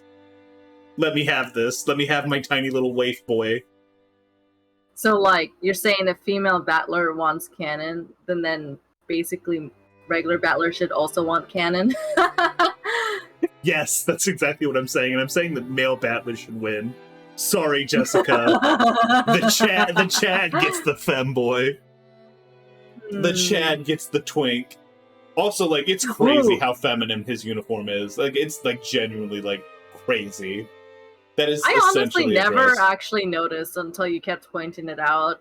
I don't really pay attention. It's got like the big. It's got like the big poofy shoulders. Oh, okay. Well, maybe he's not as important as I'm making him out to be then. Let's see. Going through the family, I think George's family is all like kind of great. I think like they're my favorite like combo of characters. Jessica defends Canon and hates her parents. Now that you finally met him, George is basically what you expected. George is fine. I like George. He's a very kind and nice individual. He is too normal for this. Your other glasses? No, he's he's still too normal. I think that he's still like out of all of these characters, I feel like he's the one where like his flaws, like unless they go like a real like he breaks like in a cowardly way, I don't think that he's gonna have like enough interesting stuff going on, you know? Because like that's the only thing I can that's the only way I can see him like snapping, right? because like I'm trying to also look at these characters and I'm like, how do they snap? Like what happens when they get pushed too hard?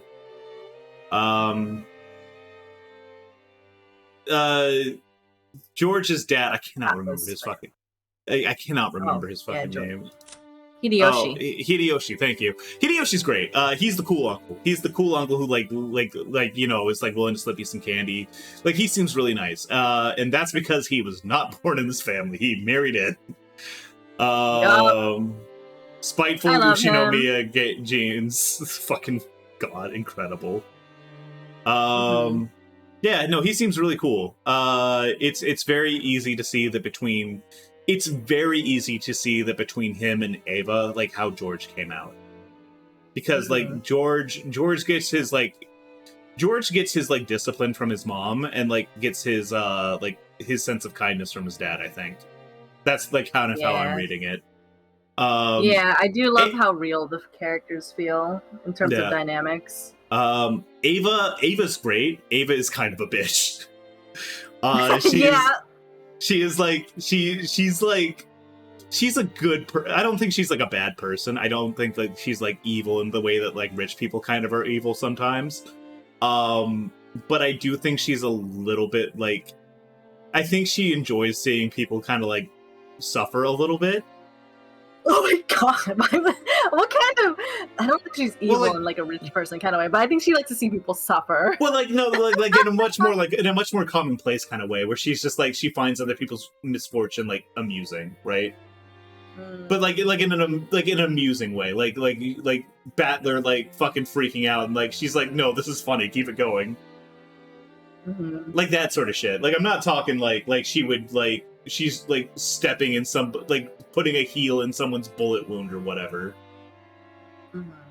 Although that may be the direction the character goes, I don't know. Battler's family is kind of a little bit more of like a mystery box in my opinion right now, just because like they're like chaotic. Exactly, because like I mean obviously like okay, yeah, the wife is pegging the husband, right? Like Kyrie is definitely like giving it to Rudolph. That like that man is wearing a cage all times. Like I like look at them and their dynamic and I'm like, I cannot not see that. Let's see.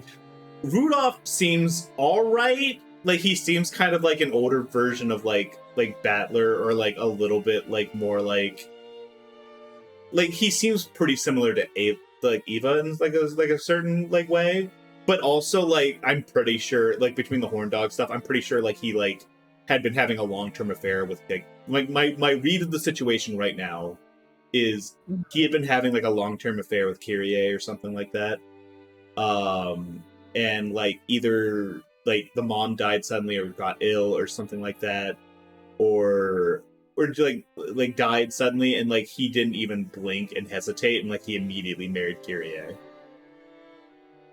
At least that's what I think it is right now, but like I mean obviously like this is me like working with zero information. This is all vibes. So it really just depends. It just yeah, it's like this is my Among Us vibe check. It's Among Us. So like I mean, obviously, like what's going on with him and like how I feel about them is going to determine a lot about like whenever that twist shows up or what like whenever that reveal is played out. But yeah, right now it's like it's okay, but that's probably what they want me to think. So it's probably gonna be bad. Big Chin Man. What's gonna be bad? Sorry, I zoned out. Sorry, what? What's gonna be bad? I zoned out. It just however bad it is it's probably going to be bad, so I'm probably going to like really dislike him after like the reveal comes. But for right now, he's fine. Oh, okay. The Big Chen guy, I don't like him. I think that man is like willing to do like fucked up. Like I think Goda's gonna do some shit that's like really fucked up, or has done shit that's really fucked up, or just like, yeah, I don't care. That's what the boss says.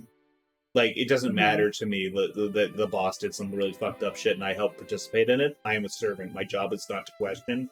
My job is to be a tool. I think she's funny. I think she's like a snarky old lady. I think she's like Ava when she's older. Hmm. And I like that, but I'm also like, part of me is like, yeah, but what if she's also like fucked up? What if she's also done some fucked up shit? She's been here forever. I love the trust no one. Well, like, I have a lot of trouble trusting the servants. I feel like they've That's been in such natural. close. I feel well. I think I mean it's like don't trust the butler, right? But like I think they've been in Yeah. such close contact with like Kinzo, and I think Kinzo is so naturally like fucked up, and like I don't think that anything Kinzo has done has been like good.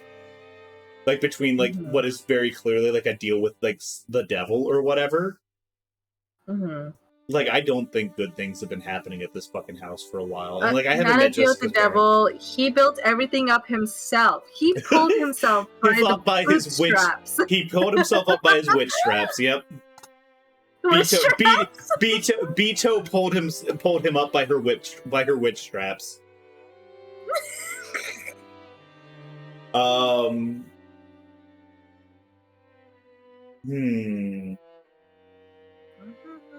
Yeah, that's my read on the character so far. I'm not going to comment too much on like the doctor.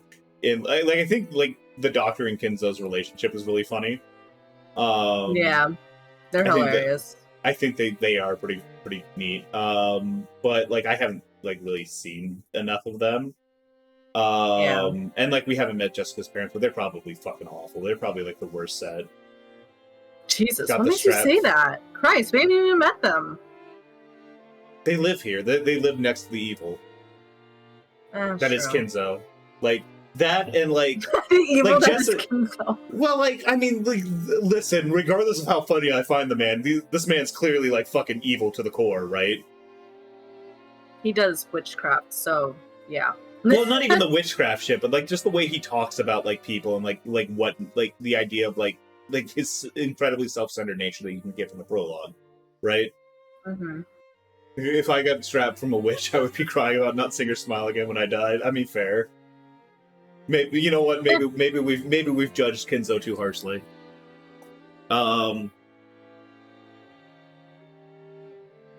Yeah, I think that's my feelings on the character so far. I know I've talked for another 15 minutes, even though I said that this was a good stopping point, but that's how I'm feeling right now. Favorite it's literally like favorite character Maria, least favorite character Rosa, and then it's like just like a sliding scale like between those two. Literally. Predictions locked in as of like right now, as of like 2 seconds. Yep. Let's see. Speaking of which, for UMINEKO, I am fully aware of how fucking long this game is. People I've seen like Let's Plays, I've seen the hour counts, I've seen the video counts with those hour counts. I'm aware this is... Oh, you did name this part 1. That's good. Yes, I did. This is going to be a big one. What I'm planning on doing is trying to do it at least once a week. Like, try to do it more towards the backside of the week, like either like Friday or Saturday if we don't have a collab stream, maybe Thursday, depending on what's going on. But like sometime around here, I want to do it at least once a week. Now, if something new comes out, like if something like a big new release comes out and then like happens to be around this time, maybe I let it slip for a week or two. But I want to be pretty consistent about it. Lord, we're gonna start forgetting. Like I said, I don't want it to. I don't want it to go more than like a week or two between things, because I know how much I'm gonna want to be able to like keep my head in the game. You know. Do not worry. I'll make sure. I'm fully aware that I am fully aware that I've got like not only an encyclopedia of like, hey, when did this happen, or like what's going on with this, like right here, but I also know that she will like put a gun to my head if she needs to get me to do it. So I'm not worried about that, but we will still be going with like, you know, with Yakuza, with like FF7, we'll still be continuing those.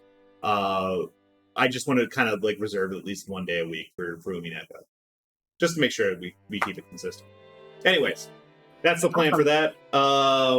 We're gonna go ahead and wrap it up for tonight. Let me see who is streaming right now. Sane's playing fucking 13. Oh, fucking have fun with that shit. Woo, let's go. Oh, anyways, in IRL news. Huh? Yeah, that happened. I fucking saw a tweet earlier today. It was like, you know, as always, as we have always discovered, the true secret to defeating fascism is moving a little bit to the left. Shards of glass from the teleprompter. This guy fucking sucked ass at shotting. Like, really, we have never been more mogged by the Japanese. I really think that, like, this, but in Japan. like, this is absolutely a, like, thing Japan. Like, yeah, it's. We have to be better. We have to get better. We've got to get better political assassinations, guys. We got to step it up. This is embarrassing. This is truly embarrassing. This reflects on us as a people. Anyways, with that scathing political commentary out of the way, go fucking have fun with saying. Give me 1 second. Wahoo! No, it's just Nora who changed hers. Okay, it's still the 2 underscores. Alright, anyways, go have fun watching Final Fantasy 13 in 8 seconds, Bye-bye. 7 seconds. Whoops, I triggered this a little too late and started saying goodbye too late. Okay. Anyways, bye. Bye-bye. Goodbye.